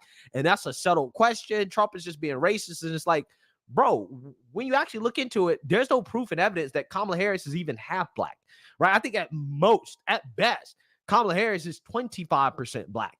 Maybe, okay? Maybe. But again, I have no evidence that Kamala is black. Kamala doesn't have any evidence that she's black. And again, this is why a lot of people, again, I think are not going to be turned off by what Trump said. In fact, it actually helps because it shows that Kamala Harris is fake. So without further ado, I want to react to this clip that triggered CNN. So then let's get into this. We the people, Joe D. All right. We are the people. We got a new candidate, Kamala Harris. Okay. Is Kamala going to make you a little more likely or less likely to vote Democrat? Hold on, wait, first, Ray, hold on, Ray. Is Kamala black? Yes or no? I'm going to let her speak on that. But to me, no. Oh, is Kamala black? Yes or no? I share that same view. Wow, is Kamala black? Yes or no? I heard she was. I heard she's half black and half Asian. It feel like she black when she want to be. I'm going to be honest. I'm just gonna... Again, the irony here is that you have people say that these are low information voters when clearly they have more information about Kamala Harris than whoever's accusing them of being low information. Now remember, these people always talking about a poll. We polled with, they just asked 4 black and brown people, 3 black, 1 brown, in a barber shop. Was Kamala Harris black? All 4 of them said no. That's that go they poll. Asian voters, right? The black people that are saying, oh, these people represent a minority of the community, because it's like, no, if you actually have done your research on Kamala, there's no way you can come to the conclusion that Kamala definitively is black. There's no way you can say that she grew up with the so-called black experience in this country. It's just impossible to say. So again, I think that these guys are actually a lot more informed than the people that are calling them low information voters. I'll be honest. I feel that same. Wow. Yeah. She uses the black card when she have to. Wow, it's huge. I'm just saying, I've heard this is huge. Okay, so that's interesting. My follow-up question is, does it matter? At this point, no. I think America's, I tell people this right now. If you really want change in this country, you would not be voting for either of the lesser of 2 evils. So like, if we at that point, if we truly at that point as Americans, then we know what we need to do. But I'm talking about this. We're debating her ethnicity. Yeah. Right? And we're hedging, right? Maybe. Does it matter? It doesn't matter. If she came out tomorrow and was like, yo, I'm black. That don't mean nothing to me. Obama was black. Right. Does it mean anything to you? No. Wow. Now, hold on. Do you think, though, let's flip it a little bit further. Does a black candidate, maybe even if it's 10% or 5% or maybe even more, maybe understand your background, your needs better than a candidate who's not? If they come from our background. Well, so let's get away from that. Let's say it is a black candidate. Yeah. Okay. Would you vote for someone who's a black candidate over a white candidate if they have the same issues? And they're no different on the issues, but one's black, one's white. Do you favor the black candidate because of like those reasons? Maybe they understand my situation better, understand me better. Yeah, are you relating to somebody more just based on if they kind of resemble what you look like? Does that inherently make you want to vote for them? if they come from my same type of background, like just like Ray said, like so they really gotta be they just can't be black. They You gotta can't just be black. Yeah. I'm sorry, you have to come from my background. Wow. You have to understand what it is to be poor, to fight for everything, to get where, like, I've been through so much to get where I am today. And if you can't relate to that, why am I going to just give you my vote? Why am I going to support you? Hold on. So a white person just come through all of that versus a rich black person. That white person, if he's going through the same thing that I've gone through, he from the hood, he from the trailer parks, he from the bottom, bro, you got my vote because you understand where I come from. That's what I always say. I'm a blue, I try to tell collar, people, I grew up in New York City.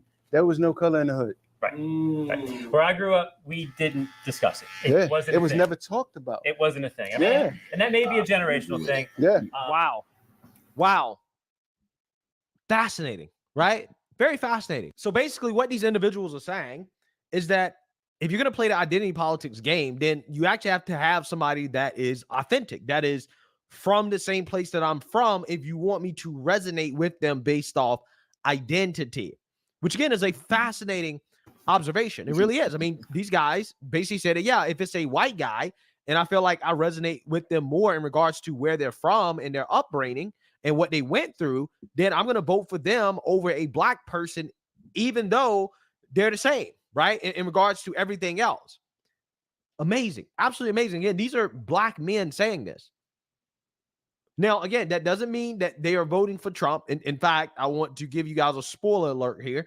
None of them are, at least as of right now, going to vote for Trump. All right. The election's today. You're going in there. What you doing? I'm not voting for neither, but I wouldn't mind if Trump won, but I'm voting for Kennedy. Like, honestly, yeah. All right. You went the other direction. I did not give you that. That was very astute of you. If you want to go Green Party, I will allow it. For you, the election is today. I would have to say nobody. Wow. Just because I haven't been paying attention at all this year, honestly. And then I know Biden just dropped, so it's not like I'm just going to go vote for Trump. Maybe if he had something that he would do or... So it looks like they have okay, I said today's the election. It's actually not. So they have time. You're saying you're up for grabs. You could vote for someone if you were inspired to. Yeah, if I was inspired to. There you go. There you go. Okay. We're going to leave you blank on this. We're going to come over to you. Today, neither. So we have 4 people on the record here, and nobody is voting for Harris or Trump in this group. Wow. Incredible stuff, man. Wow. Do they got time? Do they got time to get you though? It's like 100-some days. And you said RFK is about to run, or I'm gonna write him in. I'm gonna write him in. I wouldn't mind. I wouldn't mind if Trump's president, but I think America needs change, and real change is not one of them. Yeah. Right. Wow. Yeah, I low key think that Barber.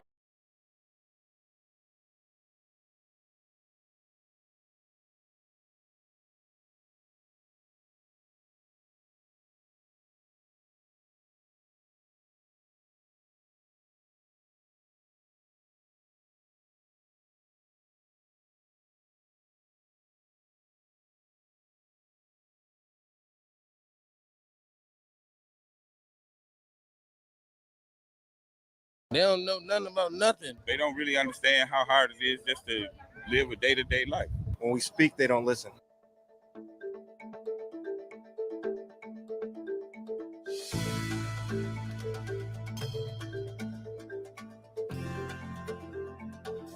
What they understand least about us is that we are human beings too, and we got rights too. I don't think they take us serious. They take us for granted. The fact that we're just Americans, first of all. A lot of times they think that we are just going to follow maybe what our parents followed or what our grandparents followed, and they think that we're not thinkers, smart enough to think for ourselves and really look at this for what it is. They believe that black people are uneducated, that they don't love their country, and they are just led by whatever they see on news, celebrities, and the media. Not gullible the black voter is.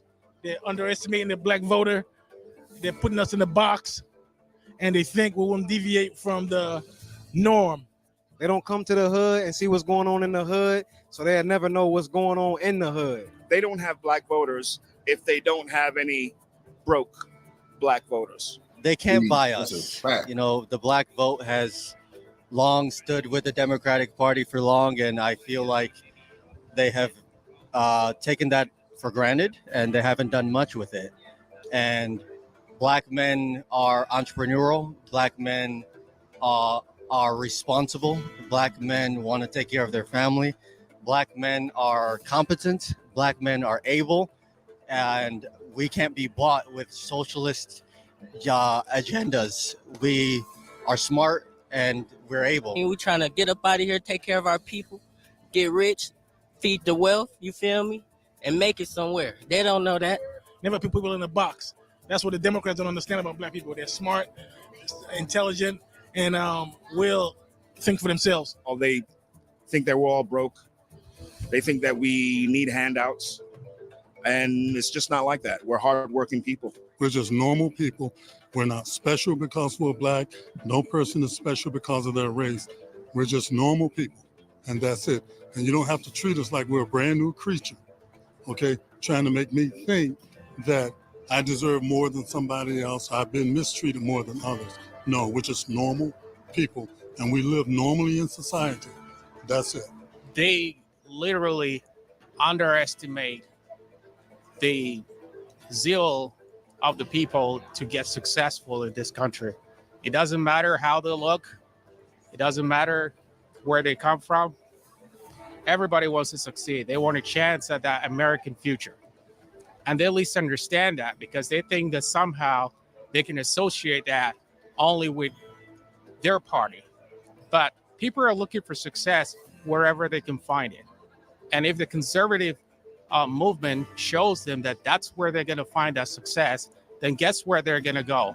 That's exactly where they're going to go. Not all of us think of ourselves in relation to our skin color. This is really about values and morals and how you see the world, and you just vote that way and whatever's best for you. Not everybody's going to fall in line with the Democrat or the Republican, so it's just our individual thing. But attacking people because they vote one way and think they're supposed to vote, Democrat because they're black is probably not really a good idea. I feel like sometimes they're just trying to get the vote for any other reasons, but then end up not really following the agenda. Democrats view black men as really, it was almost like we're not there in the community, right? That's untrue. Now, I always got the feeling as a young man that I was like an absentee. They felt like black men were absentees in society. That's not true, and it's never been true. We've had some hard ways to go in society, but it's never because we were absentees in society. We have families and we live in society, and we want to live and prosper in our family just like anyone else. There's no black guy, no white guy like that. We are Americans.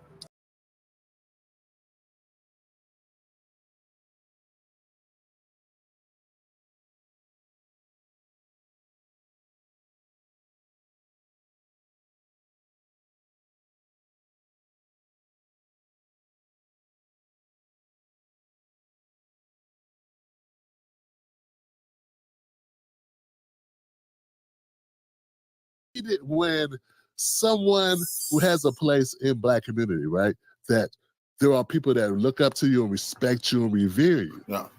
I've seen Uncle Luke decided to buff shoes. He needs to get up off his damn knees. But since he had the nerve to get in this and he want to be a Greek freak and be paid off, I'm going to deal with him tomorrow to make a video about Uncle Luke, but he getting in the live today. And they think, oh, this person, yeah, that's my brother. And I loved this music in the 90s or 80s too. I love the 2 Live Crew. But that don't mean that you're supposed to be out here doing this. I don't take joy in this, but for the purposes of this podcast, this show, you can get this work. Hold on. I'm getting sick and tired of you motherfucking Negroes who's out here trying to take the blackness away from Kamala Harris, our VP and soon to be president. Get off your He knees. said Put we're that trying ring to down. take the blackness from Kamala Harris.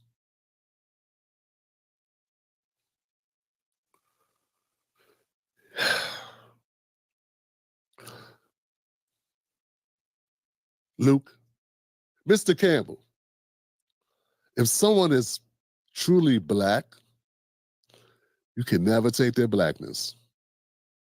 And believe me, a lot has happened to black Americans over this history in America where some of us wanted to, I'm positive, wanted to get a blackness back. Like, here, y'all can take this.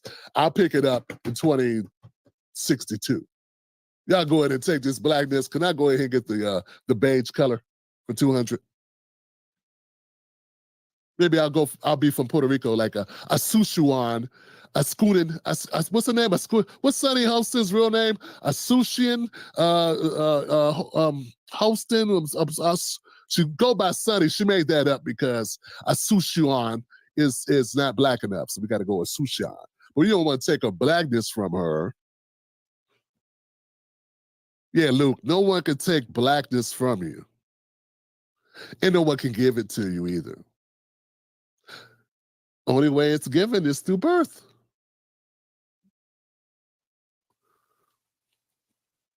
Because your daddy, Donald Trump,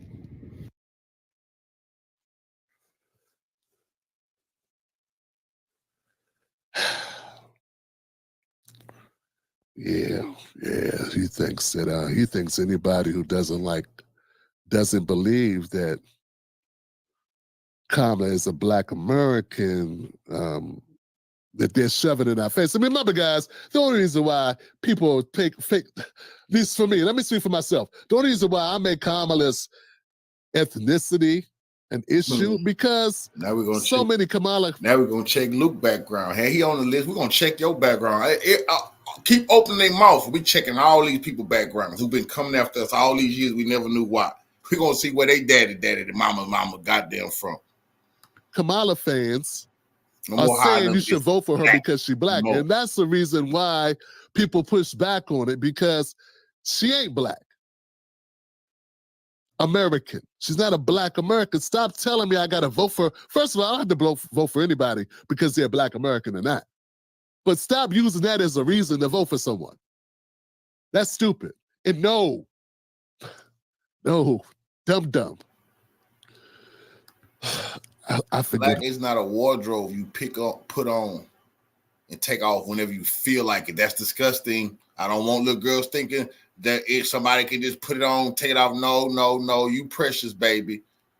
Kamala doesn't want to be black and tough. You see, this is where they go. Is Asian better than us? We don't want to go through this. Fuck no. You don't have to try to pass to get over in this society anymore. That's over with. Get who it was. I'm sorry. Let me just get this out before we finish Luke. Someone said, I'm gonna vote for her. White people vote for Trump because he's white. Trump beat out a lot of white guys to be the nominee of his party 3 times in a row, and he was against a lot of white guys. I think we can safely say that it was a little more than that because he beat other white guys to be that white guy. So, I mean, I know we all have internet connections and we all can get a microphone and we can all get an account and talk, but we got to make sense at some point. We have to make some sense. Back to Brother Luke, man. If all you're going to do is insult people and call them Trump supporters because they disagree with you, you're going to be doing that a lot, brother, because times have changed, bro. This sellout stuff you've been doing, because you did this last time she ran. I didn't know that about you, Luke. I didn't know you sold out to her last time you interviewed her. Are you trying to become significant or something by kissing them? Look, I'm going to tell you, Luke. D.L. Hughley has your spot. You want some of that DNC money? Yeah, man. He got your up. spot, Lou. He already the shuffling, Bojangles, black celebrity to the Democrats. And then you got to get past plies or piles. Plies. Then you got to get past plies. There's a lot of sellouts ahead of you, Luke. You got so many sellouts. You got to get John Legend. She ain't going, bro, she is not going to rock with you ahead of John Legend. There's so many of these people. Now she got Megan Thee Stallion. You don't have a shot at this. Why are you doing this? These people are volunteering. These are pick-me's going, ooh, pick me, pick me, pick me. I need some money. Come on, DNC. The word is on the street that Kamala Harris and her crew have a lot of money to spend. She raised $300 million, according to the reports. And you know what? That's a lot of money. He probably got paid for this post. I already know they paying for positive Israel posts, say positive things about Israel, and people been collecting money. Democrats are probably paying for this. He want to influence black men. He probably got a nice little bag to come out with this foolishness. Money to spend, and I think everybody like this. And I can't even knock the hustle, man. And normally I would not knock the hustle. I shut up if you just get your money. It's a sell aside. You're doing this at the expense of black people. And that's you're trying to get money at the expense of black people. You know damn well. That's prostitution. You always gotta watch these type of pimps. A pimp told me pimps will sell their own ass to make money. So the pimping done died down for this type of character. Or so you got to get it how you got to get it. Prostitution is all not right. respecting Kamala Harris and this told you got to vote for her black stuff. Think Trump supporters. You know that. I can tell. I've seen people, and there are people I know that are friends of yours who don't agree with that stuff about Kamala being the black woman you got to vote for. And I know you know they're not Trump supporters. You know, I know you're lying. The question is why, and is it just money? You already a millionaire, dog. I don't know. Maybe you need it. I don't know. I need it. I'm not doing that. Why you get to have such low standards? And the rest of us with ethics hold ourselves to high standards. Look, the job is filled. The Bojangles job is filled. No, Luke gonna have to explain why don't he know the difference between a man and a woman? What's wrong with him? Why do he want to teach the kids that a man could be a woman and a woman could be a man? Uncle Luke, what happened to the hip hop community? That's what Pimp C was talking about. Uncle Luke, was he mentioning you? Why do you want kids to transition? Because this is what's on the Democratic platform. Uncle Luke can't get away from that. Plies can't get away from that. They can't get away from that. So when they say they voting, nigga, you voting for kids to be able to transition and they can lock the father up. If the father say, hell no, you're not transitioning my child. Uncle Luke, you going for that. See, this is called policy. Not all that black man. Look, black man, why are you going along with a man could be a woman and a woman could be a man? The perverts in the hip-hop community coming out. Luke, you been playing hanky-panky games, boy. Greek freak. You don't need to do this, man. I can't tell you what you need to do. I can't. This is a bad look. I'm gonna play the rest of this because you put this out there. He gonna regret it. You didn't respond to my tweet. I can't have D.L. Hughley feeling like he the only one that can get that work. I don't want him to feel like he the only one I'm gonna call out. But bruh, this, and you tweeted it directly at her. You on Isaac Hayes III Street. You in Chuckles. So we got you, DL, Chuckles, Plies.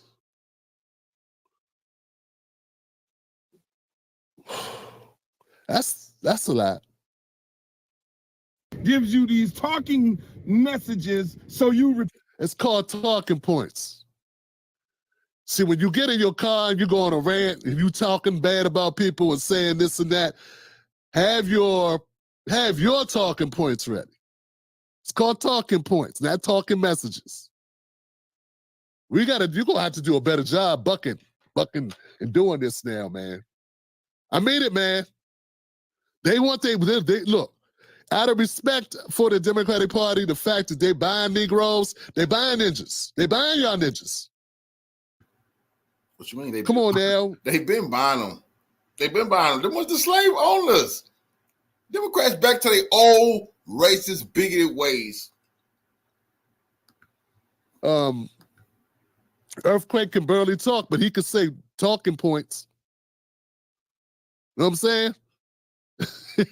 He ain't gonna get it out too clear, but he can get out talking point.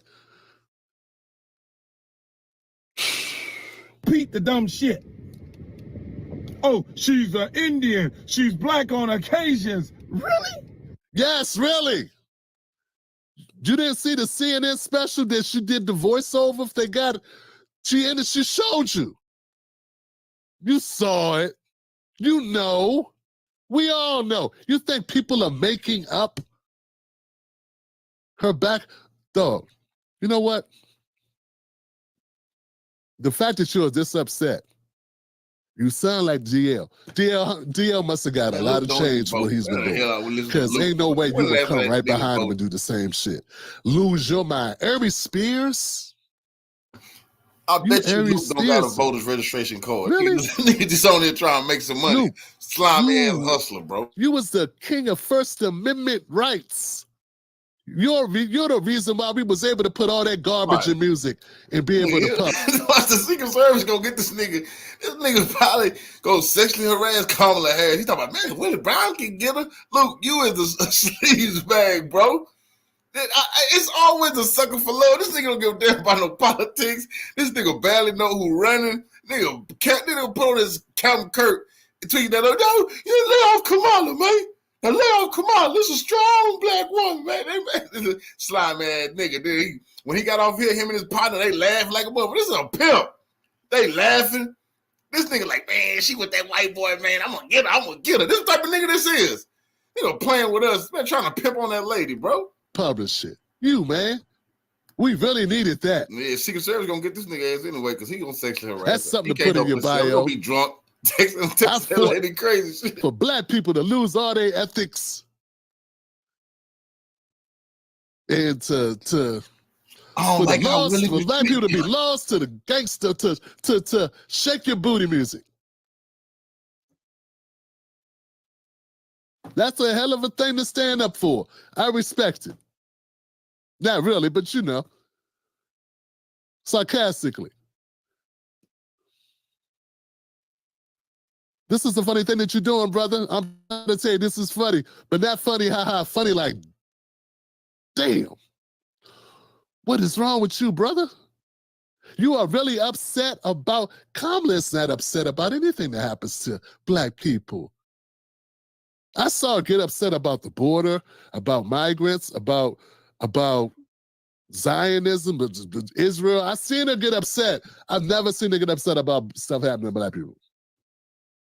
I got clips of her being upset about everything else, though, with nothing to do with us, ever.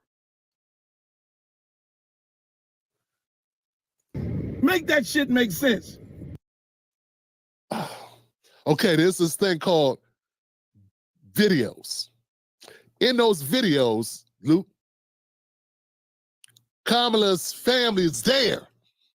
They've been using this picture of her dad in the shadow, trying to make him look. People brown skin. Look, forget where she's from. Just like her. What policy, Luke, is Kamala pushing that would give her bona fides as if she's trying to assist, propel, repair black people in America? She'll talk about Jim Crow, Jane Crow, institutional racism. She called Trump racist every 2 seconds. What is she voting on, running on to help change that? What? What's the thing she's saying she's trying to do? Voters' rights. That would endear her to. They already said voters' rights combat racism. Voters' rights combat poverty. Voters' rights helps you with reparations. voters' rights. And Republicans I'm trying to tell you, man, it's just so crazy. I blame the black church because I didn't even know I was being brainwashed. I heard all this. And to be honest with you, The Democrats, ooh, they got a cold hustle. They some pimps. They've been pimping on black people for a long time. They set us up. See, the Democrats, they try to make us hate this country.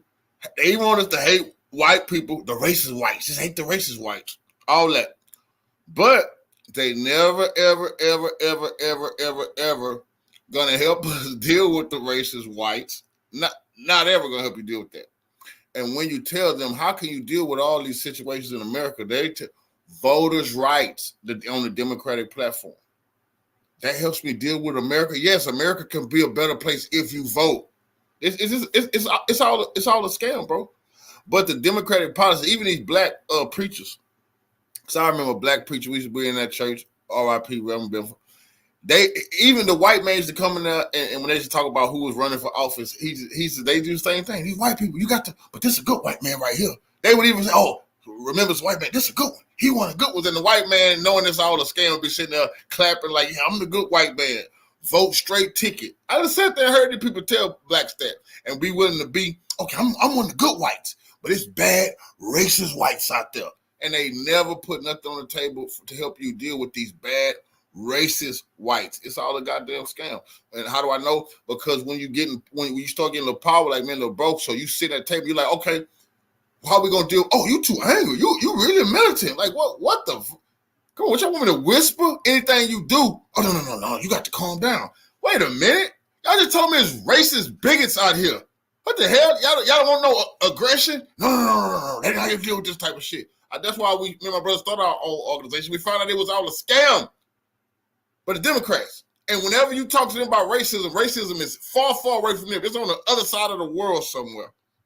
To the people that you're saying are treating her so badly. What is the thing that she's doing? Forget that she's not Black American. I already know that. This is a done deal. I don't even got to argue with you. If you can't see that, you must not know what color the sky is. If you don't know that shit, if you can't tell that a person whose mother is Indian, whose father is from Jamaica, is not a Black American in America, we ain't got to, let's just skip that subject.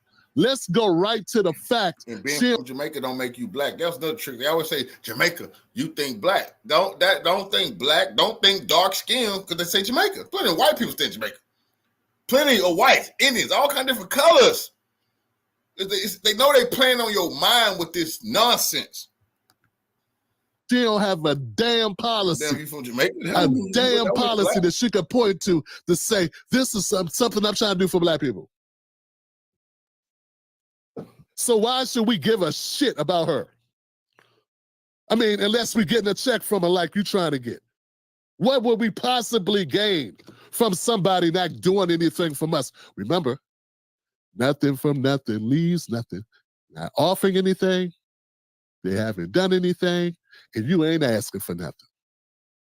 You talking like we owe her something.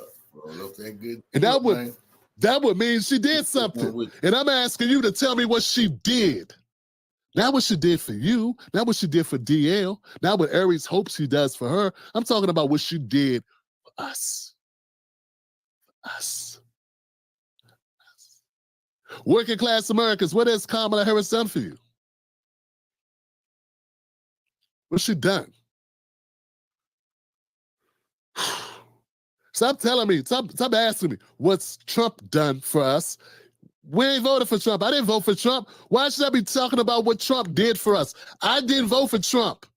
And no one's saying I got to vote for Trump or I ain't Black. That's all they got. Once you start hitting them with them facts, they're going to say, what about Trump? No. When you talk to them about their policies, you don't let them pivot to Trump. No, hell no. I'm not talking about that. We talk about your candidate. When you get to wham them out about all their policies, especially with Kamala, locking up Black people, keeping people in jail longer than they're supposed to be there, not wanting to let them out because the prison said they wanted slave labor, trying to hide, trying to keep evidence from being presented on death row. Then they come with, well, do you know Trump did this? Do you know Trump? So, and this is the Democrats. You see, this one you know is some of our people just don't give a damn, bro. They just don't care. You say, well, Kamala did this. Well, do you know that Trump? That's when you know you got them. They not standing on nothing. They can't defend her policies. When they talk about Trump, her policies has been anti-Black policies. Nowhere has she shown any empathy or sympathy for our people. When you talk about you locking up parents of true individuals, man, you know, some of the mothers, single mothers working hard, it's not their fault. Some of it is their fault, but a bunch of them, not their fault them damn kids were skipping school. I know I'm in school. My pops is a preacher and working hard. I'm still going to skip school. Oh, if it was up to Kamala, Rev would have been locked up. Just think about that, my pops. So just think about, like I say, these single homes, hard-working home with a man in the house. He just going to work, son acting up, joining gangs. Kamala had no sympathy. Lock them up, and she smiled. We talking about them policies, man. You're not getting away with that shit. That's their problem. We know too much. No, we are informed, and we're informing others, and they can't stand the pressure. Okay? Yeah, Uncle Luke. I didn't vote for Trump. I'm not voting for Trump. And no one's saying if I don't vote for Trump, I don't love black people.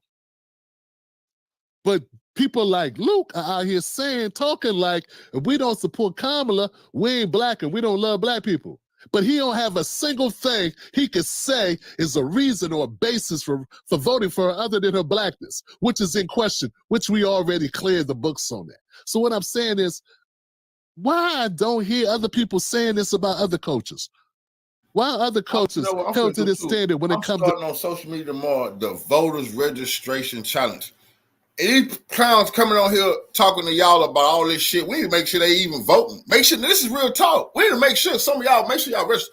But any of these social media people like Luke, nigga, show me your voters registration card. We need to make sure you even voting or voted before or signed up to vote. Because if you're not, it's all scamming. If these people, they better start producing it. And I'm gonna say of this day, tomorrow. So we're gonna make sure August the 4th. That we're gonna know the number. We're gonna look at your number on now. These people probably ain't got no voters registration card trying to tell black people vote for Kamala Harris while he getting drunk in his strip club doing all kind of worldly bullshit. That's crazy. And then the time make our kids get more women's rights, productive rights. They don't want to produce. Women could be men could be women, transitioning kids. Like, are you kidding me, Uncle Luke? When there's a white person running, do I hear white people running around going, if you don't vote for the white person, you ain't white? I never heard that. Maybe it exists. When there's a Latino running, people running around, if you don't vote for the Latino, then you ain't Latino. I never heard it. If you don't vote for the Asian person, you don't vote for Andrew Yang, you ain't Asian. I never heard that. Now, maybe it existed, and I just wasn't privy to the conversations. America's a very segregated place. If you didn't vote for Vivek, you're not Indian. I never heard that. I didn't see the clips. Send me the clips of the Indian people putting out content that are yelling in the camera, talking down to Indian people saying, if you don't vote for Vivek, you're not Indian. Why do I get to hear that from you? Why are black people subjected to this constant barrage of these? But I told y'all they was gonna do that. Formally, I told y'all, and it was gonna piss me off. They was gonna pretend like we was the house niggas. We the buck dancers. We can't. They must be out of their mind. No, we the ones finally taking a stand because we took in information, and we are moving off of the information. We'll never let these people who absolutely still on the plantation act like we the uppity ones. It's just crazy that it finally done came to this. Exposing their hand. They don't give a damn about no B1. They talking about this Indian lady is black. When they just was calling this person like this a tether who trying to leech on us and take from us. And she did exactly what they've been complaining about this whole time. Leech on our culture, rose up the rank over us. But now they trying to pretend like we ain't been having that conversation. Man, you're crazy. That's the conversation we've been having, and we ain't going for it. Formerly very popular celebrities and formerly kind of funny comedians telling black people what they got to do or what they should do to maintain their blackness for somebody who ain't done nothing for us. See, Luke, the Democrats got them puffy tapes. That's why he came out. And I don't even know if I want to play anymore, you man, because this is so embarrassing for you. No, we know what he been. We know what he been doing down there in Miami. I don't want to embarrass you, but you embarrassing yourself. And you know what? I'm not gonna pull no punches on you. I'm really not, man. So next time you jump in front of a camera, you grab a mic, and you want to tell black people what they ought to do and get your chest all up, get all angry and stuff. You know what I'm saying? Threatening people and shit. At least be able to respect our intelligence. See, boy, human trafficking is something else. SEX trafficking the Democrats, they play hardball, nigga. Well, you want to see a whole bunch of perverts gonna come on out. And they're gonna be reading from a script Kamala Harris is the way to go. You're like, ain't that nigga that's been pimping in Nevada? Ain't that Pimpin' Ken? What Pimpin' Ken talking about Kamala Harris? This is Pimpin' Ken. I'm voting Kamala. Oh boy, you don't want that indictment. All the perverts gonna come out talking about Kamala Harris because the Democrats got them by the balls. They got the puffy tapes. They know who been doing what, where, when, and how. You niggas better go to church. Get y'all Intelligence, man, and come with some facts. Say, hey, Kamala Harris, she got a platinum plan. She sat down with this. She sat up with my man, Dr. Derek Hamilton, who I interviewed on my show about the plan that Ice Cube had put together. Him and his team, not just him. We've been on this, man. We've been on this. When I had Dr. Sandy Darity on the show and we talked about reparations, the Black agenda, why it's so important, I put the work in, dog. What have you put the work in doing when it comes to this political stuff, but not just trying to kiss butt to the Democrats? Like, what? I'm telling you, the scholars told me this is what we need. I'm going to tell you the work Luke put in. Luke made it possible for people to be as perverse and nasty and disgusting as they want on record. They had the nerve to talk about it was the First Amendment issue. And I'm going to tell you something. Luke worked with the small hats to get you a Cardi B, to get you a Megan Thee Stallion. When you see Luke up there doing that, when you see Megan up there doing that bullshit, think about Luke. Because if it weren't for Luke, they would have been got rid of that shit. They was going after that. This nigga took it to the Supreme Court.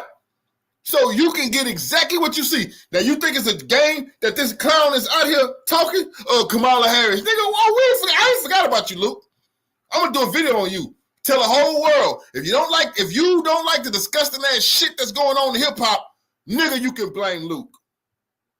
We need to do for Black people before Black people go bye-bye, before we are basically at extinction level. And I got you out here telling us we need to go with this corny fix, this shoe-in, this hand-picked person that none of us even voted for. Nobody even voted for this woman. She became vice president without us voting for her. And now you want to make her president without voting for her? Do you know what that is? Do you know what that's called? Yeah. That ain't called democracy, Luke. It's called the small hat season this country. She married to one. And everybody know her vice president finna be the Shapiro guy now. I just seen a poll put out. They say he's got a 70% chance of being the vice president. It's going to be another first, y'all. The first Black, Asian, Indian, Korean, Venezuelan, Honduran, Nigerian president lady, because she all those things and above. British, throw in a little British too. And Alaska too, throw that in there because that's a U.S. territory. Okay, she from all those places. And then you're going to get your first Jewish vice president in the history of America. And the first time that a Jewish individual will be up next to be the president of the United States, the Shapiro guy. See, I think this is a damn coincidence. What's all going on? This lady cannot run this country. They don't plan on her running shit. Her vice president gonna be the vice president gonna be the real president. And you know what? I believe that they doing this because they want the hate to come out. They know that we're gonna go. It's gonna be all over the internet about they the small hats and about the imposters and stolen identities. They already know that because remember when they said that the problem that they have, the biggest problem, or the Zionists is facing. Remember they said this was Black Americans. Y'all remember that they said that? We played that on here. Us, not Hamas, not Hezbollah, not Iran, not the Middle East. They said Black Americans was the biggest problem. Why? Because we know their identity thieves. That's a problem. So. But they know that. And they also know racist whites. They're gonna be pissed off. That's what they want.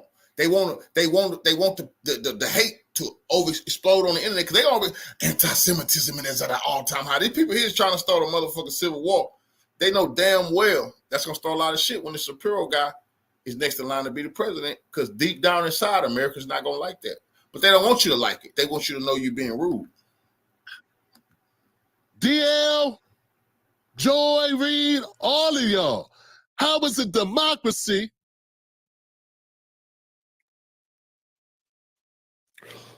She became vice president because somebody chose her. Let's back up. She became attorney general, or maybe even a special prosecutor, because Willie Brown chose her. Not Willie D. Sorry, Willie D. Willie D. probably agreed with who? Willie D. I mean, you probably do, but yeah, I hope you don't, man. I can see you going right along with this, because this is where the bag is at. I see Stephen A. change his tune too. Hold on, back up. Willie D. definitely been getting that Democratic bag. Kamala Harris was chosen by Willie Brown. That's how she got the first job. Attorney general job. And broke up that black. Since she had the first job, Willie Brown, whatever, that helped to get the second job. She was like 30 then, dating a 60-year-old guy. You know the deal. But hey, we don't care. Joe Brown told y'all, see, y'all got in y'all mind that she only slept with Willie and then she rose all the way to the top. No, she needed other jobs, so that she went and slept with another powerful guy here, a big boss over here. Judge Joe Brown broke it down so beautifully. You see, the Boule must don't want her ruling them. See, the Boule, all the Boule, they not in on this. You see, it's a civil war within the Boule. I like this. But Judge Joe Brown, he exposing. It wasn't just Willie. She slept around with different power brokers, you know, to get to where she at right now. She cast Willie Brown to the side. And she wasn't at the top then. She still was trying to be district attorney. No, she just don't sleep with different powerful people. She just had got the game from Willie Brown. And then Willie Brown, she sent Willie Brown a letter and said if he jaywalked, she gonna arrest his ass. And Willie Brown just laughed because he did it for Diddy. He got her ass on video. Willie got her on videotape. I swear to God, I thought Willie Brown was dead. I just seen Willie Brown on an interview 3 days ago. And I was like, that nigga 90? God damn, Willie. You in the age, you boy, like, he dipped in the fountain. You Willie look about 65. But Willie's still alive. He got the tapes, and they know not to play with Willie or them tapes coming out. We ain't gonna shame nobody. People do what they want to do. Okay? Do what they want to do. The point is, she was chose. She got chose by Biden. That's how she became VP, man. We didn't vote for her. We didn't choose her to be vice president. And now you think it's okay the Democrats chose her to be president without even Democratic voters voting on it? And you said if we don't go along with it, something wrong with us?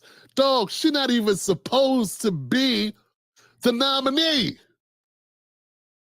You do understand how this is supposed to work in a so-called, we ain't got no democracy, John. Why am I saying all this? It's unnecessary. Luke don't care. If he watches this, he just get mad. He don't give a shit. He ain't got nothing to say. Black HBCU pledge in one of the most prestigious black sororities, aka. I don't care what school she went to. Mindy Kaling's brother went to an HBCU because he could get in free, just pretending like he was black. Rachel Dolezal went to an HBCU too. They went to the same one, Howard. I know it down. That don't mean nothing. You're a Greek freak. You love Greece. Somebody said it better than I can.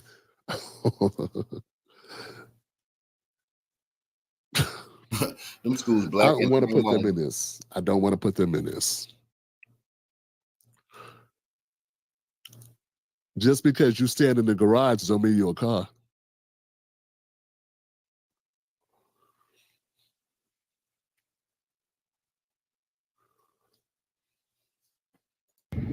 Member of the Black Caucus. Oh my God. I'm through, dog. I'm through.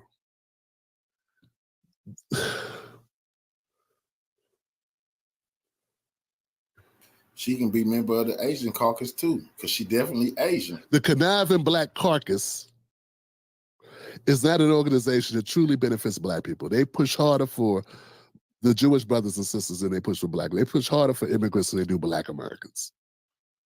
Dog, they ain't been tight since the 60s. Come on, man. Where you been, Luke? Where you been? This is a shame. First the Fat Boys break up, now this. What is this? Jay-Z got 24 Grammys and Tupac got none. What is this? What is this, man? Where's the justice? Born and raised in Black Oakland. Yes, she went abroad like that's a lot. A lot of us, all of us, go abroad into Canada and stay for a few years, come back, go to college. Oh, look, man, I'ma stop, man. I'ma stop.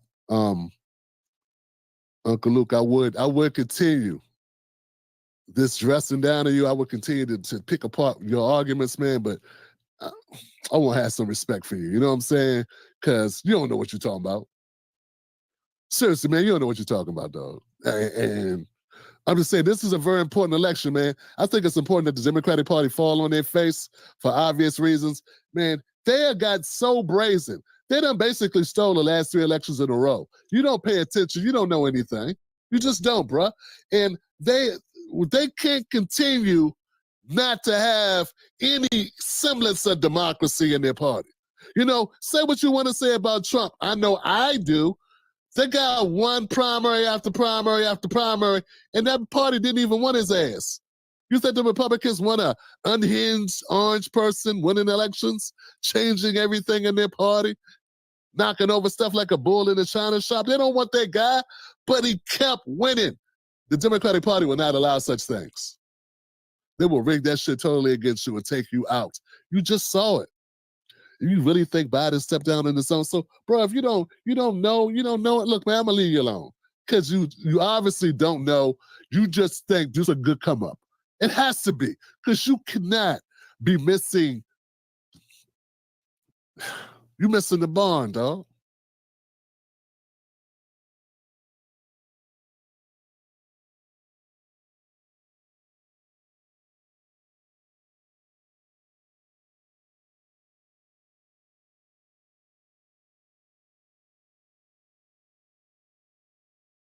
On the podcast, ladies and gentlemen, we're going to revisit what Donald Trump said yesterday about Kamala Harris identifying as Indian. We're going to queue up, just what he said, and we're going to queue up also what she has actually admitted to, because we got to stop all this, allowing people like her to play games with Black Americans, okay? You can't just jump in and out of blackness when you get good and ready for your own benefit. If you're going to stand on, your identity, stand on that, whatever it may be. But let's go ahead on and cue up Donald J. Trump from the NABJ yesterday, and let's just have this conversation. A long time indirectly, not directly very much. And she was always of Indian heritage, and she was only promoting Indian heritage. I didn't know she was Black. Yeah, well, the Democratic Party for a very long time, not just this election cycle, has been doing a lot of active outreach around to South Asians, around the API in general, and will continue to do it. I mean, what we know in particular when you're talking about the South Asian community, we're talking about the Indian community more specifically, it is a growing community in the United States in terms of its voting bloc, in terms of its participation, and I think the party knows that and knows that this is part of our collective community, and there needs to be outreach and inclusion. And certainly you could become the first Indian senator in U.S. history, which would be quite an accomplishment. Not good. You could become the first Indian senator in U.S. history, which would be quite an accomplishment. Not good. Okay, so what we're going to cook today is an Indian recipe. Yes. Because Yes. you are Indian. Yes. Yes. Okay, and I don't know that everybody knows that, but I find that wherever I go and I see Indian people at the supermarket, on the street, everyone's like, Kamala Harris is Indian, right? It's like our thing we're so excited about to have you running for president. Yeah. So we're both Indian, Yes. but actually we're both South Indian. Yes. You look like the entire one half of my family. Okay, thank you. You do. I've been telling people You we're do. related already, Yeah. so this is perfect. It's basically true. It is my true, distinct pleasure to introduce the first senator, and I'm not going to say this, the first senator of Indian American heritage in the history of U.S. Senate.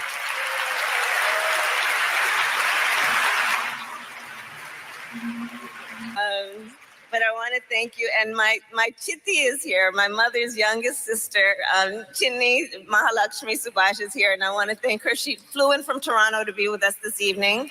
Please, Chitti, will you wave? Until a number of years ago when she happened to turn black, and now she wants to be known as black. So I don't know, is she Indian or is she black? She has always But you know identified what? as a black woman. I She went to a respect historically either black one. college. I respect either one, but she obviously doesn't, because she was Indian all the way, and then all of a sudden she made a turn and she became a black person. Just to be clear, sir, do And you I believe think, that I think she is somebody should look into that too when you ask, continue in a very hostile, nasty tone. It's a direct question. All right. So that was Kamala Harris in her own words, repeatedly saying that she was Indian. And let's call it what it is. In the South Indian community, they don't think very well of Black people. I have interviewed one lady, her name was Shweta Agarwal. She's of East Indian descent. She wrote a whole book about the colorism and the anti-Blackness that's in her community during childhood. Could you explain some of the bullying that you received in childhood? So I am from North India. I was born in Rajasthan, and then my parents moved to Japan when I was 6 years old. And as a 6-year-old, you can imagine that feeling of abandonment because I was enrolled in a boarding school. You know, as a 6-year-old, you don't understand why, right?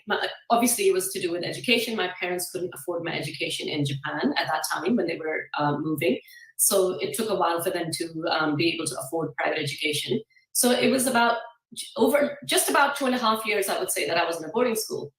And when you're already going through, you know, very low self-esteem and insecurities and anxiety and that sense of abandonment, to then be told by your extended family that you've been left behind because they're ashamed of your color. I mean, that is trauma. That is childhood trauma on a whole different level, right? To be told that. And that stuck. And from that day on, I started seeing people for their color. The first thing that I would notice as a 6-year-old is somebody's color. She's East Indian. I just done another video as of today that's going to be edited for the Black Congregation channel. Another woman, South Indian descent, said her community is anti-Black. So the reason why I believe she didn't want to label herself as Black, because it wasn't looked good in her community to be saying, I'm Black, I'm Black. Now, you have all these so-called defenders of Vice President Kamala Harris. She went to HBCU. Rachel Dolezal also went to HBCU as well. You know what? I will say this. Between Vice President Kamala Harris and Rachel Dolezal, if you know her history, I'll take Rachel. Because at least Rachel Dolezal wasn't putting Black people in prison. Sure, she was cosplaying a Black woman. She was. And who outed her? Was it Black people that outed her? No, it was them folks that outed her.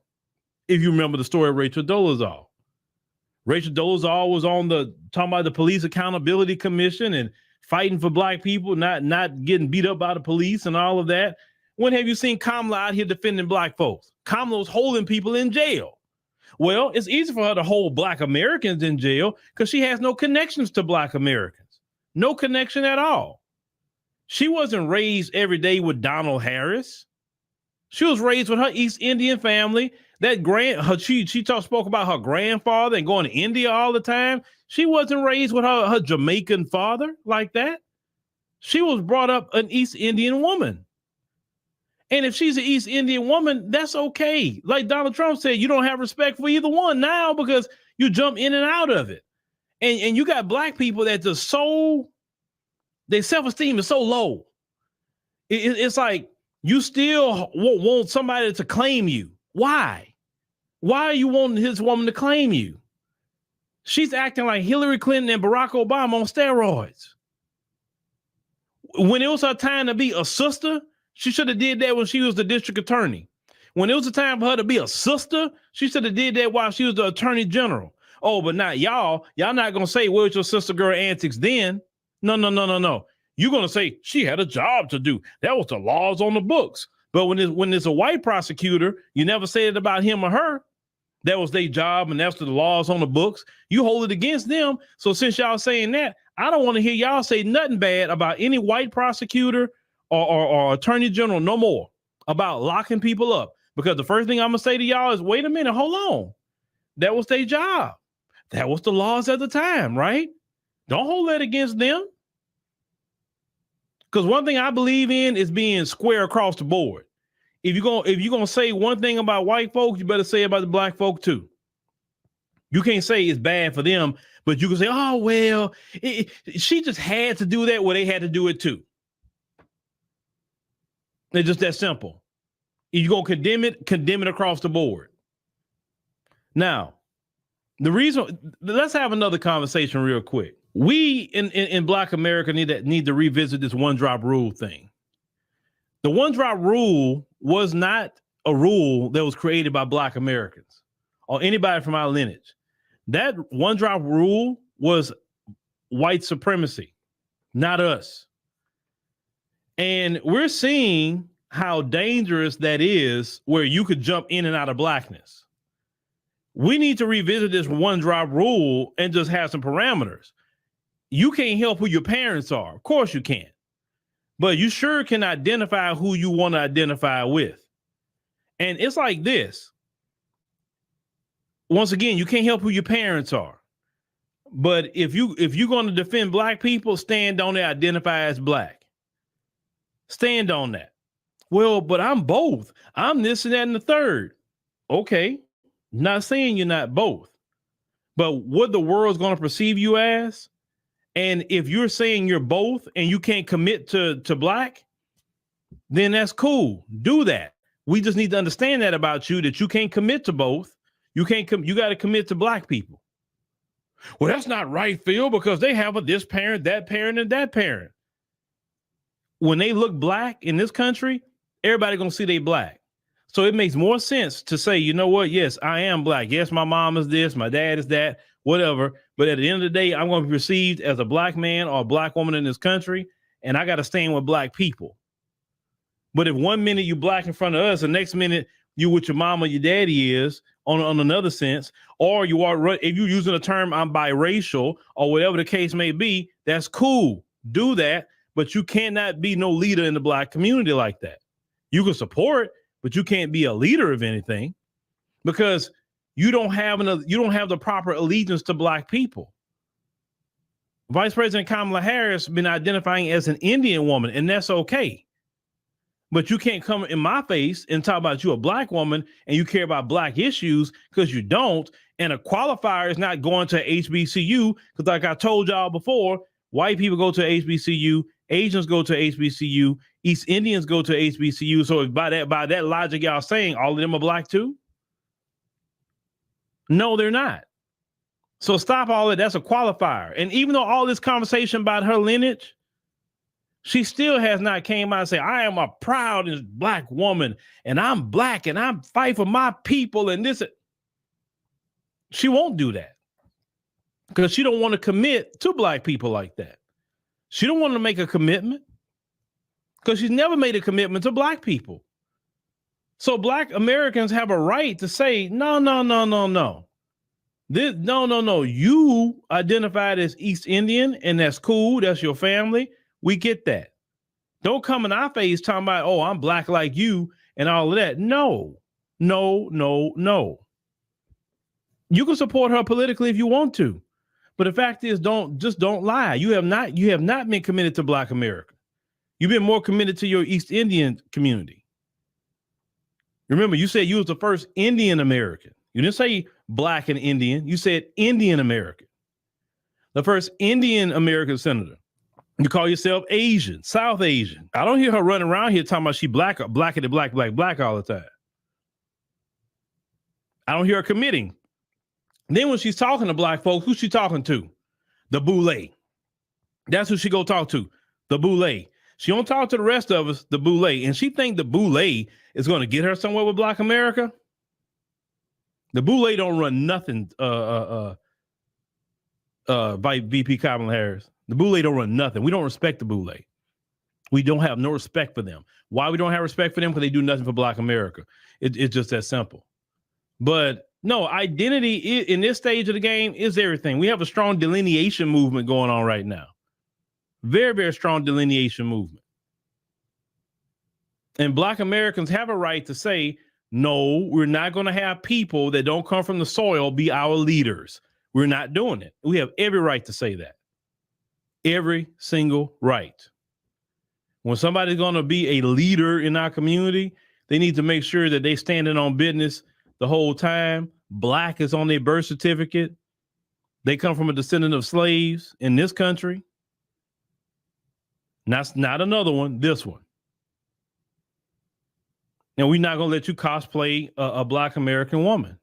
We're not having Barack Obama 2.0. He got away with that. We're not dealing with that twice because we already know what that's going to end up with. That's why this woman sat up here and you should hear, boy, she labeled ICE like the Klan. ICE. Why? Because she believes in open borders. And I understand why. Because her people came here as immigrants. We don't have the same things we're looking at politically. So no, she cannot be no leader of Black people.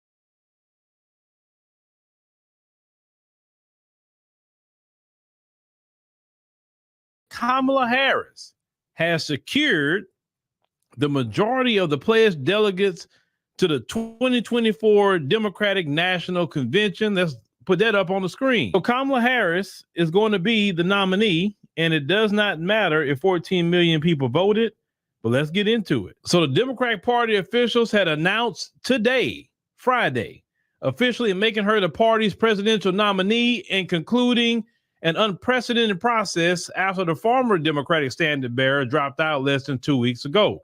Now, Joe Biden, he has secured 14 million votes in a primary, even though they didn't do the primary the right way. They wouldn't let people, they was kind of just swinging his way. They just kind of did it on paper, but still 14 million people say, okay, we want Joe Biden. Fine. That's what they wanted. Well, let's continue.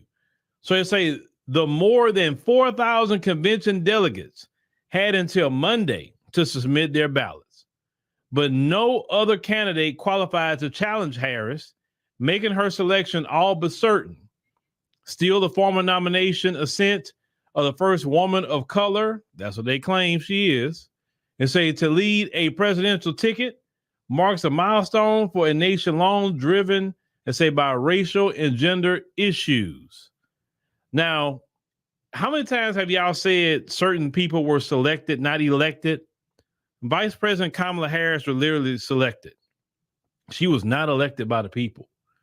She was selected by the Democrat donors. She was selected by the Democrat elite. She was selected by the party. She was selected by these 4,000 delegates. Forget all the millions of people in this country who are Democrats. You didn't have no say-so in this. And let me tell you something. If y'all let them get away with this once, then they're going to do this constantly. They're not going to run nobody. They're going to say, this people we want, and hey, you should accept it. Now, she continued to say, I am honored to be the presumptive Democratic nominee for president of the United States. Harris said on the call with supporters, he said, and I will tell you the tireless work of our delegates, our state leaders, and staff has been pivotal, they say, in making this moment possible. Yeah, they selected you. You weren't elected. They say the announcement was made moments before the Democratic National Committee Chairman Jamie Harrison, who noted that Harris crossed the threshold just a day after online balloting began, and say the vote is being held open through Monday. Say the fact we can say today, just one day after we open voting, that the vice president has crossed the majority threshold and will officially be our nominee next week.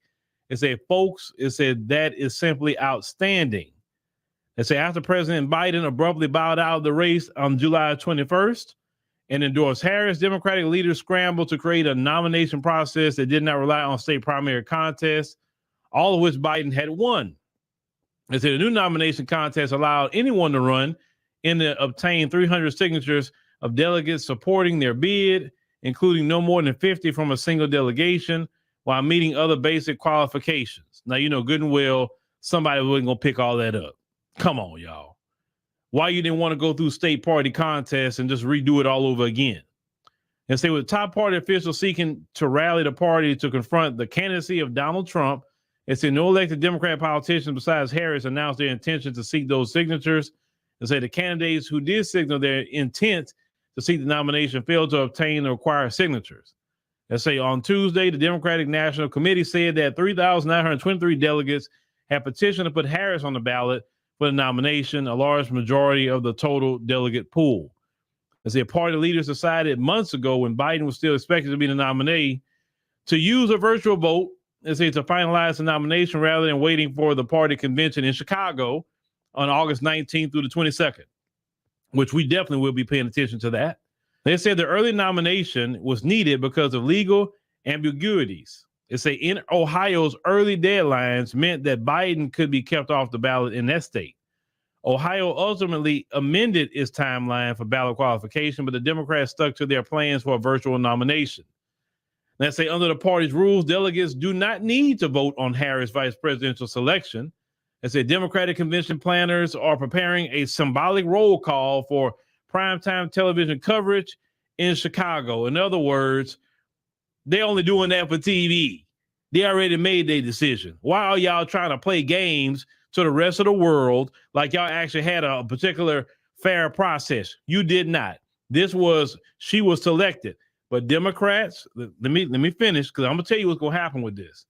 They say with representatives, they say of each state offering their votes for Harris in a customized fashion, Harris becomes just the second person, and this is what they say, not me, second person of color in America's nearly 250-year history to head a major presidential ticket after Barack Obama in 2008. And we learned a lot from then. Harris is, now this is what they say. I'm not saying it. They claim that she's black and Indian American. She's only black when it comes to politics. And they say Trump has recently attacked her identity and suggested that she formally downplayed her black heritage, an assertion for which there is no evidence. Yeah, we showed that yesterday. She completely said she was Indian American. She was speaking the language. She was doing all of that. Okay. We did not hear her run around here talking about I'm black, y'all, and I'm black, y'all. You know what I'm saying? Raising a fist. Okay. That's not nothing that we saw her doing. Because if that was the case, you could say, hey, look at this video of Kamala saying, man, she rocking for the people. She rocking for black people, right? Now, I say Harris will be the second female majority party nominee after Hillary Clinton in 2016. They say when Clinton lost to Trump in a contest that stunned Democrats and upended the political landscape. Let me tell y'all something, and I'm going to repeat this again. If Hillary Clinton could not beat Donald Trump, Hillary Clinton, who did not have the history of Vice President Kamala Harris by putting black men in jail, by putting black parents in jail and laughing about it. You know what I'm saying? Hillary Clinton did not have that history. More white women would vote for Hillary Clinton than Kamala Harris. Let's be real on that. Vice President Kamala Harris has not even sat down for an interview, even with safe platforms like CNN, MSNBC, ABC, NBC, them safe platforms. She hasn't even sat down for an interview. And they bringing that up. The fanfare and all of that. Do you know she has a little less, she's almost approaching 90 days. By the 5th of this month, which is not long, she'll be at 90 days out from the election. She haven't sat for no interview. And if she won't sit for an interview, could you imagine what's going to happen when she has to debate Donald Trump? Trump gonna go at her. I already know he is. He's gonna go at her about that border. He's gonna go at her about the inflation. He's gonna go at her about the economy. He's gonna go at her about all that, the Russia-Ukraine thing. Oh, he's gonna hit her hard. And what's she gonna say? She can't say, well, a friend in need is a friend indeed. And I'm wondering what the United States is going to do more specifically to set up a permanent infrastructure And relatedly, is the United States willing to make a specific allocation for Ukrainian refugees? And for President Duda, I wanted to know if you think, and if you asked the United States to specifically accept more refugees. Okay. A friend in need is a friend indeed. Okay, I can first. Okay. She can't say anything like that. She wants to give an account for the Biden-Harris administration. She wants to give account for that. And when she's being pressed about giving account for what you've done in these 4 years as vice president, now you want to run the country, she can't duck and dodge. She can't look away. She can't run at that point. We remember what Tulsi Gabbard said to her and put her record in her face, and that torpedoed her campaign. And that was just one debate. So you imagine her and Trump going at it constantly in a debate? That's what people are not even seeing this. She can't just go run and make speeches with the Divine Nine and go and get Megan Thee Stallion to twerk on stage. That's not going to get her across the hurdle. The shaming tactics and all the things that they try to do, that ain't gonna do it. That's not going to work either. Because especially as a black man, we used to being shamed. That's like water off our back. We every day of our life, somebody trying to shame a black man for something. No matter if they're in the community or out of it. So trying to shame us, like, care about that. You know, we're immune to that. That's like nothing to us now, the shaming tactics. Shaming tactics only work when it's used rarely. You can't shame us to vote for somebody who has no policies, who's not saying what they're going to do for black people. The only thing we're hearing from her in her speeches to the Divine Nine is immigration, LGBT, and unaliving children in the womb. That's the only thing that she's talking about that I can say I'm hearing her say consistently. Those three things. I'm sorry. That does not address the economy. That does not address inflation. That does not address interest rates. That doesn't address Russia, Ukraine. That doesn't address Israel, Hamas. That doesn't address our standing in the world as a country. That doesn't address geopolitics. It doesn't address anything. We have a migrant crisis. You want open borders. You're not addressing anything. How do we supposed to feel comfortable? Say, okay, I'm gonna go vote for you, and you're not addressing nothing in the country. All that color stuff, that's out the window. Look, we are different now. We're not picking people based on nobody's color. We picking people based on policy. The most beautiful thing that I'm hearing from Black Americans is that you are not color voters no more. You're not identity voters anymore. You're moving to a policy voters. You're not party voters. You're not anything. You're policy voters. Who got the best policy for Black America? Who got the best policy even for you personally? Who has the best policy even for the country? Who has the best policy or policies? Now, you're not going to like every policy somebody push. Of course not. But some policies are deal breakers for you. Some. And for me, I care about the economy because I don't want all my work going to inflation. I don't want all my work going to unnecessary taxes. If you're a Black man and woman and you are an entrepreneur,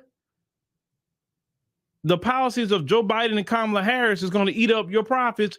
It make it hard for you to try to give raises to your staff or even to yourself. How can you grow your business with no income? How? Then the money that is left in the government to do something, the open border policies of the Biden-Harris administration is sucking all the money up and they're giving it to migrants. They're not even helping working class people or poor people in the major cities because they're giving it to migrants. Hundreds and hundreds of millions of dollars are being spent in New York City alone. Yet we have Black Americans homeless on the street. You got veterans homeless on the street. But the migrants are not only not appreciative, they're fighting. They're unaliving each other in these shelters. I mean, come on, y'all got a problem in your hands. And we have been preaching this on this platform for sure for months. Why are you letting all these military-age males into this country? Why? That's a problem. Military-age males, and they still letting them in here. Women and children, okay. You a man. Go back to your homeland and fight. Go fight for your homeland. The women and children is a little different. I'm not harsh. I accept women and children. And when I mean children like 10 years old and under. Maybe 12 and under. You a teenager, you need to go with the men and fight. If you're a man or a male. You ain't coming up here because you're gonna just get in trouble. Let's call it what it is. If you want to talk about crime, the one who are going to commit the most crimes are the males, not the women for sure, and not small children. Go back to your homeland and fight. But this is what the Biden-Harris administration policies are. And this is why a lot of Black Americans are getting sick and tired of this, because they say, look, enough is enough. I've talked to people who have been literally Democrats their whole life. And the Biden-Harris administration has been the administration that say, you know what, man, no, I'm done. MAGA has nothing to do with it. Trump has nothing to do with it. It's them and what they're doing in the Democrat Party and what they're prioritizing. It's just that simple. And look at the process once again, doing something shiesty like they did in 2016. Look what they did to Bernie Sanders. You got Hillary and you lost.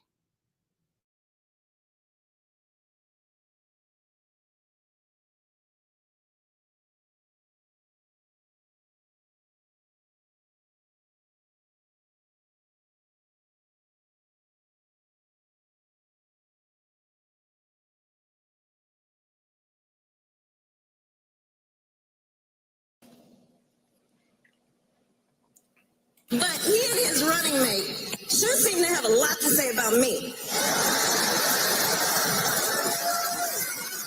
And by the way, don't you find some of their stuff to just be plain weird? Well, Donald,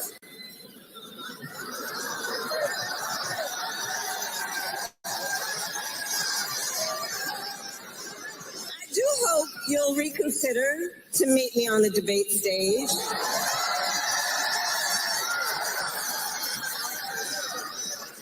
Because as the saying goes, if you got something to say, say it to my face. A few moments later. A few moments later, this woman has been exposed as being a complete, unadulterated fraud. She is a liar.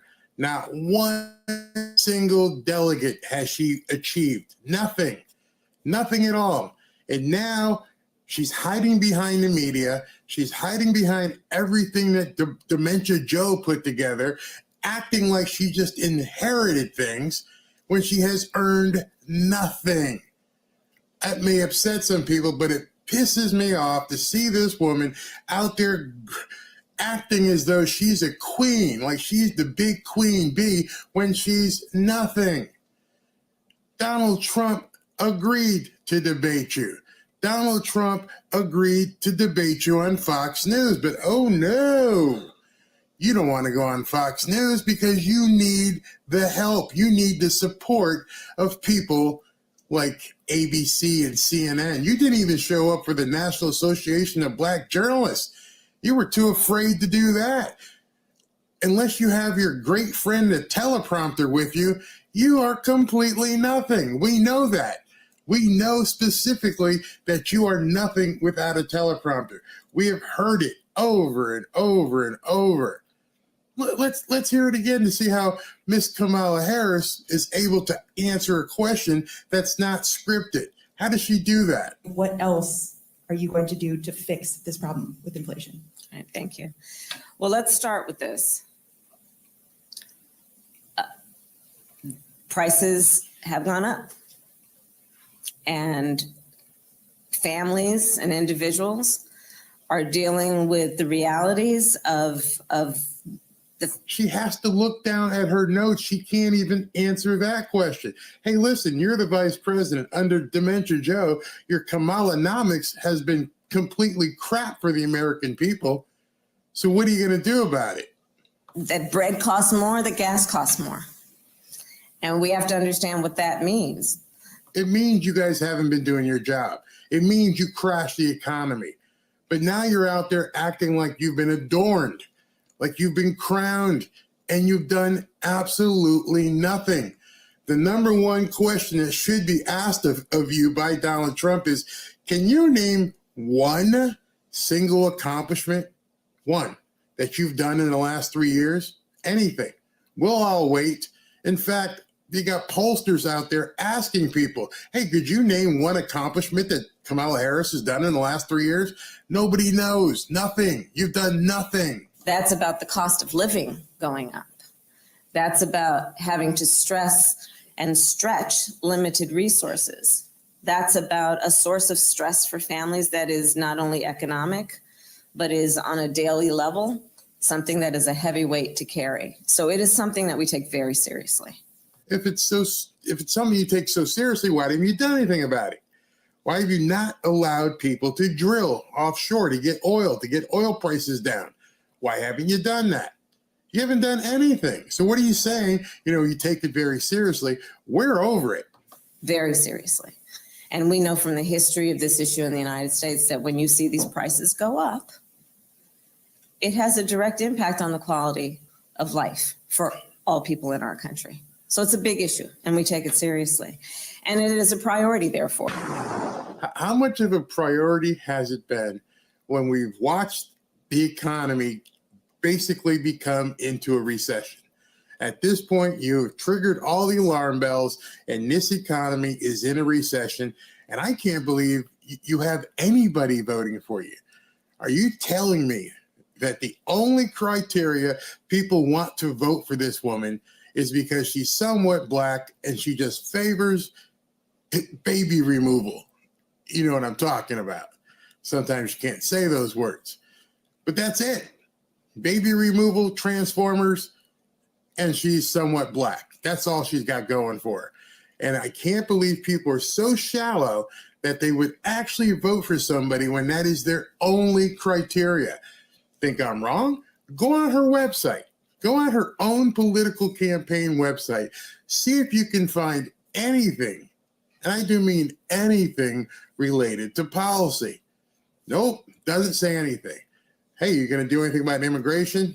Nope, not going to tell you. Don't know.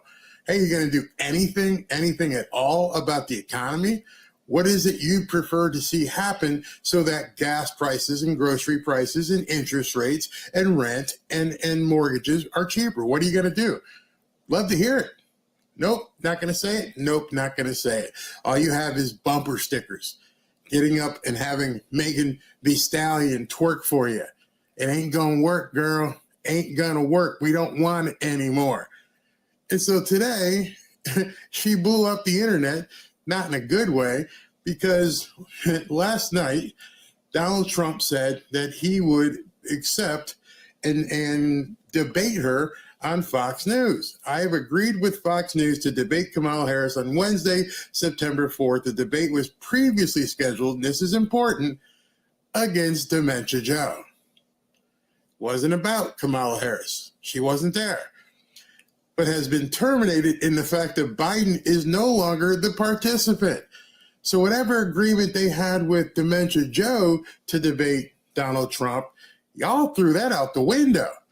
When you did your coup in the middle of the night and decided to basically hold him at ransom and say, you got to get out, now you got a whole different campaign. You just don't get to assume what was in place before.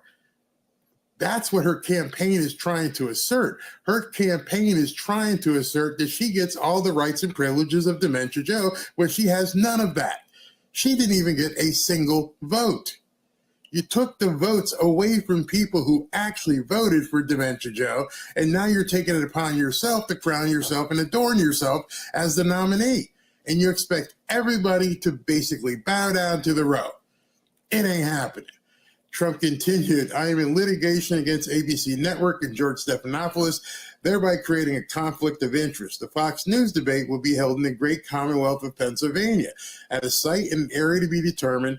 The moderators of the debate will be Brett Baer and Martha McCallum, two esteemed journalists, and the rules will be similar to the rules of my debate with Sleepy Joe, who has been treated horribly by his party, but with a full arena audience. Okay. You said you wanted him to say it to your face. You said you wanted him to basically step up. You called him weird. Now he steps up right to your face. And what do? You run. You run. You lie before you run. This is what her statement, her campaign put out. Statement on Donald Trump backing out of the debate. She lied in the headline. Before she went into any other information, she lied in the headline. Donald Trump never had a debate booked with you, honey. It was never there. So you just assumed that because you booted Dementia Joe out, that everybody else would just fall in lockstep and do whatever you wanted. No, no, no, no. You don't get to do that. Donald Trump is running scared and trying to back out of the debate he already agreed to and running straight to Fox News to bail him out. Show us anywhere that anyone had agreed to debate you as the president, maybe in a vice president debate, but I don't think you had any agreement with Donald Trump. None. Show it. Show us. If you feel that he backed out a debate that he agreed to with you, show it.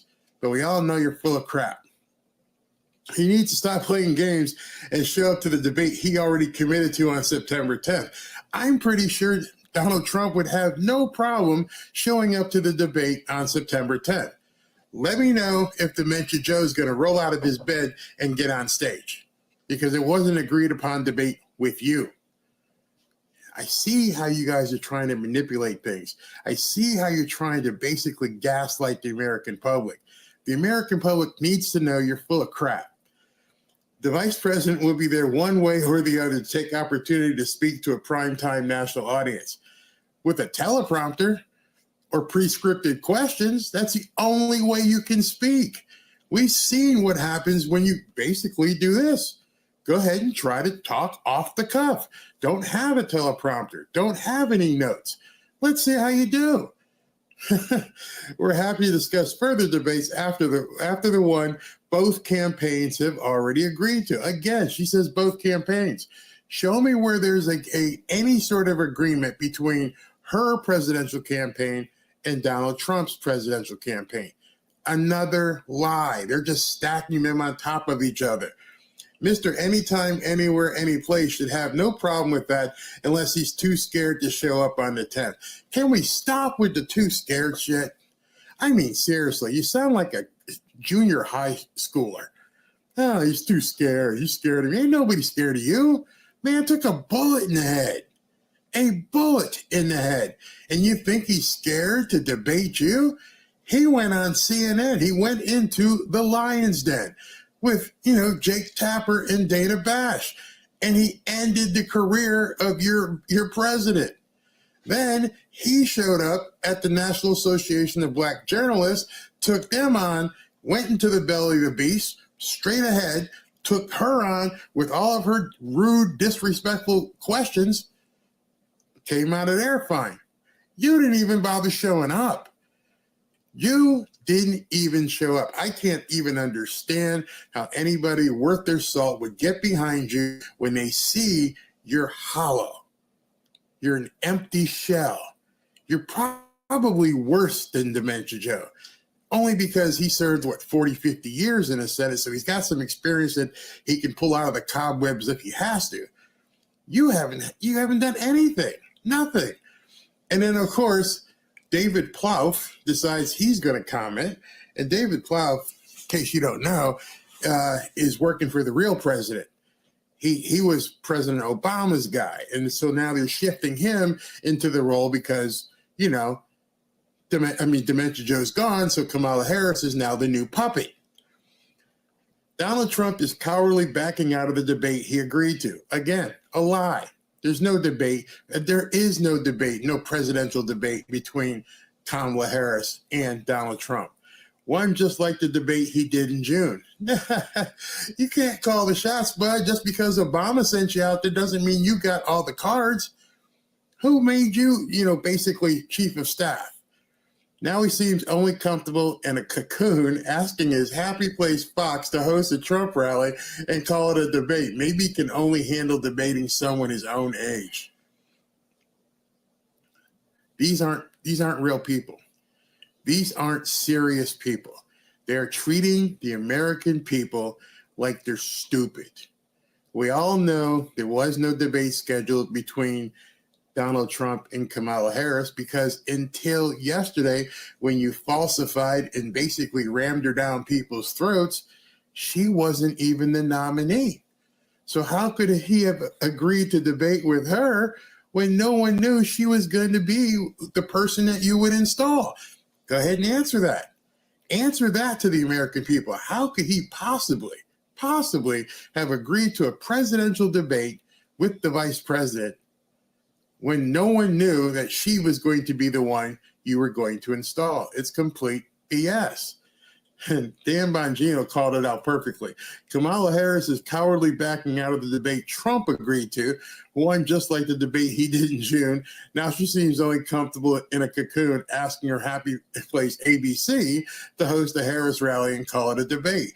Maybe she can only handle debating someone her own emotional age. Checkmate. Love that, Dan. Love it. Megyn Kelly. He went on CNN for a debate with a network that loathes him, not to mention the NABJ. Brett Baer and Martha Cowan would be totally professional and fair and have a history of asking Trump hard questions. I know, I was there. Why is she afraid of going on Fox? She can't do it.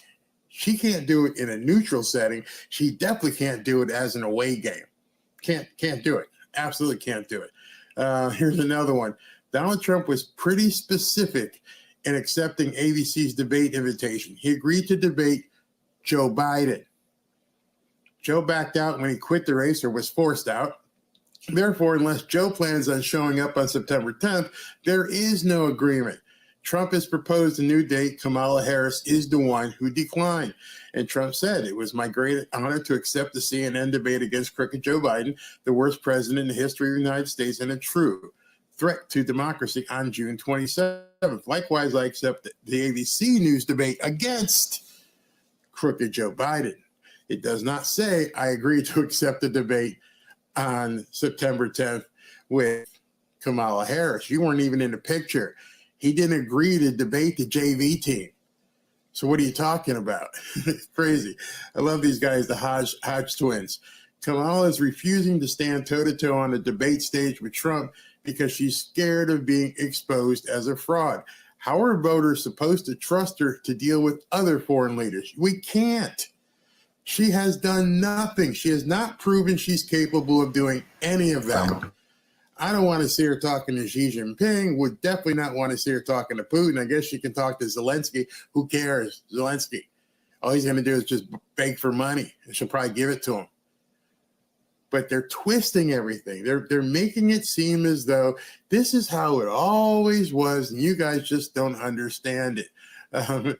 Kamala, and here's a real problem. Kamala hasn't had a press conference in 170 days. Almost 6 full months. No press conference. She runs when she's asked questions, as you saw on the tarmac the other day. Kamala canceled on NABJ and the Bitcoin conference when she found out Trump was going. Kamala is terrified to debate Trump on Fox on September 4th or 10th, whenever it is. Her nickname is now Chicken Poop Kamala. She earned it. She completely earned it. Cat turd. I'm my boy Cat turd. Number 3, everyone on Fox now knows that Kamala is chicken to debate Trump on Fox News. Chicken Mala Harris. They got it trending on her. Fantastic. RNC research, what I know she hates. Day 13, Kamala hasn't done a single interview nor press conference since she forced Biden off the ticket. Just teleprompter speeches. What's she trying to hide? And this is something that's very easy for her to dispel. If everybody thinks she's a teleprompter queen, that's all she can do, prove them wrong. That's all you've got to do is step out there. When Trump walked across the stage at NABJ, he didn't have a teleprompter, didn't have any notes. I know what I'm going to talk about. It's a problem that Rachel Scott opened the interview badly with the question. She could have asked him something else. She could have said, what are you going to do about immigration? She could have said, what are you going to do about the economy? But instead, she tried to make it about race. That was pretty stupid on her part. Absolutely stupid. Another one from ALX is now Kamala has her media junkies out there licking her feet trying to protect her. This is common for her. Unsurprisingly, the New York Times is pushing the false narrative that Donald Trump backed out. He was very explicit in agreeing to the ABC debate, and unless Joe plans on showing up, there is no agreement. Pay attention to corporate media outlets who push this false narrative. And there it is right there. It says, New York Times, Trump backs out of ABC debate and proposes one with Harris on Fox. He didn't back out on anything. They're lying to you. Why am I making this video? Because it pisses me off in our political system and with the media right now that they can't tell the truth. They have to come out and lie and protect her. They put a shield around Kamala Harris because they know what's coming. They absolutely know what's coming. I had posted this, and I think this is a great idea until somebody tells me otherwise. All of this debate, BS, could be cleared up very easily. And it's an indictment on the state of the media in the United States. It shows how bad the media has become, is that you have people who consider Fox or CNN or ABC a haven for one particular candidate. Right now, they know that they are so partisan. Even Fox, I'll give you that. Fox is a partisan network, not as partisan for the Democrats as CNN and MSNBC are, but it can be seen as partisan. That's the big problem here. The big problem here is that our media is crap. And our politicians, for the most part, run to the favorable media. You know what would solve this? Have this debate at a neutral site, anywhere. You two camps can basically pick two names out of a hat, and the third one gets to be the venue. And then just have somebody like Joe Rogan or Tucker Carlson mediate it, moderate it. That's all you'd have to do. You don't need to go to one station or the other. Let Elon Musk produce it and have it live on Twitter. It'll get more views. It'll get a lot more views. But why wouldn't you guys both agree to that? I'm pretty sure.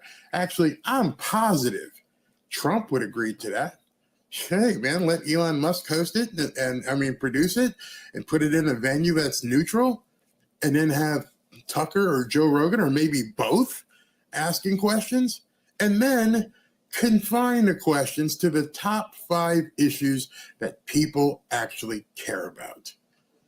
You know, immigration, the economy, retail prices.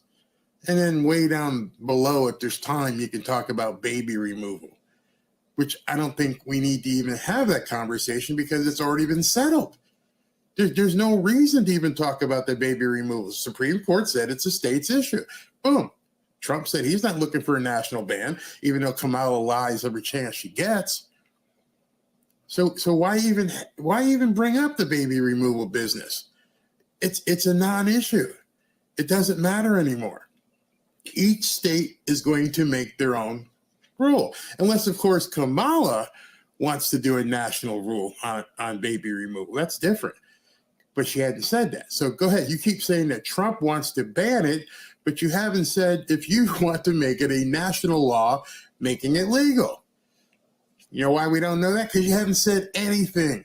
All you've done is lie, and say Trump bad, Trump evil, and then have Megan Thee Stallion out there thumping for you. It's pathetic. It's absolutely pathetic, and we've had it. We know the polls are manufactured. We know the media is manufactured. We know that you've been packaged in such a way to make it seem like you're presidential. But it's time that's going to wear off. It's time that we strip the veil and reveal the real Kamala Harris. But she doesn't want anyone to see. She's trying to hide it. I personally think that I said that she's as bad or worse than Dementia Joe Biden. I really feel that way. I think she's completely made of paper mache. There's nothing there. And so you see sites like this on media, and they keep saying the same thing. Trump backs out of ABC debate with Harris while agreeing with Fox News to debate Kamala Harris. That's a kind of a weird sentence. You said the word Harris twice in one sentence. Maybe you should get your interns to write better. And then I love this one. Love this one here. 30 years ago, an editor would have been fired or demoted for this kind of headline. Trump had a debate agreement with Biden, not Harris. Biden backed out of the race or got tossed out of the race. Now the existing candidate, Trump, and the new candidate, Harris, need to make a new agreement. It's really that simple. You don't have to lie. To suggest Trump agreed to debate Harris and backed out is either dishonest or incompetent, or both. A fraud that's incompetent. Stop campaigning and embrace reporting. That's the problem. Our media is crap. The Democrats have put up a fake candidate. You can call Trump what you want, but you're still going to have to answer to the American people what you're going to do to get us out of this recession right now. How are you going to make gas prices lower? How are you going to make food prices lower? How are you going to stop what's going on with the immigration and all the crazy stuff at the border? And don't talk to us about some pansy-ass partisan border bill that you're trying to put together. What everybody knows who has read that bill and dug into it realizes that's not it. Dementia Joe at any time could have shut the border down. We don't need any more people here. You might need them because you want to recruit them as votes, but they're not needed. If they want to come in the front door. What are you going to do about all this? What are you going to do with all the strife around the world? How are you going to basically negotiate with Xi Jinping and Putin and Netanyahu and the Ayatollahs? What are you going to do?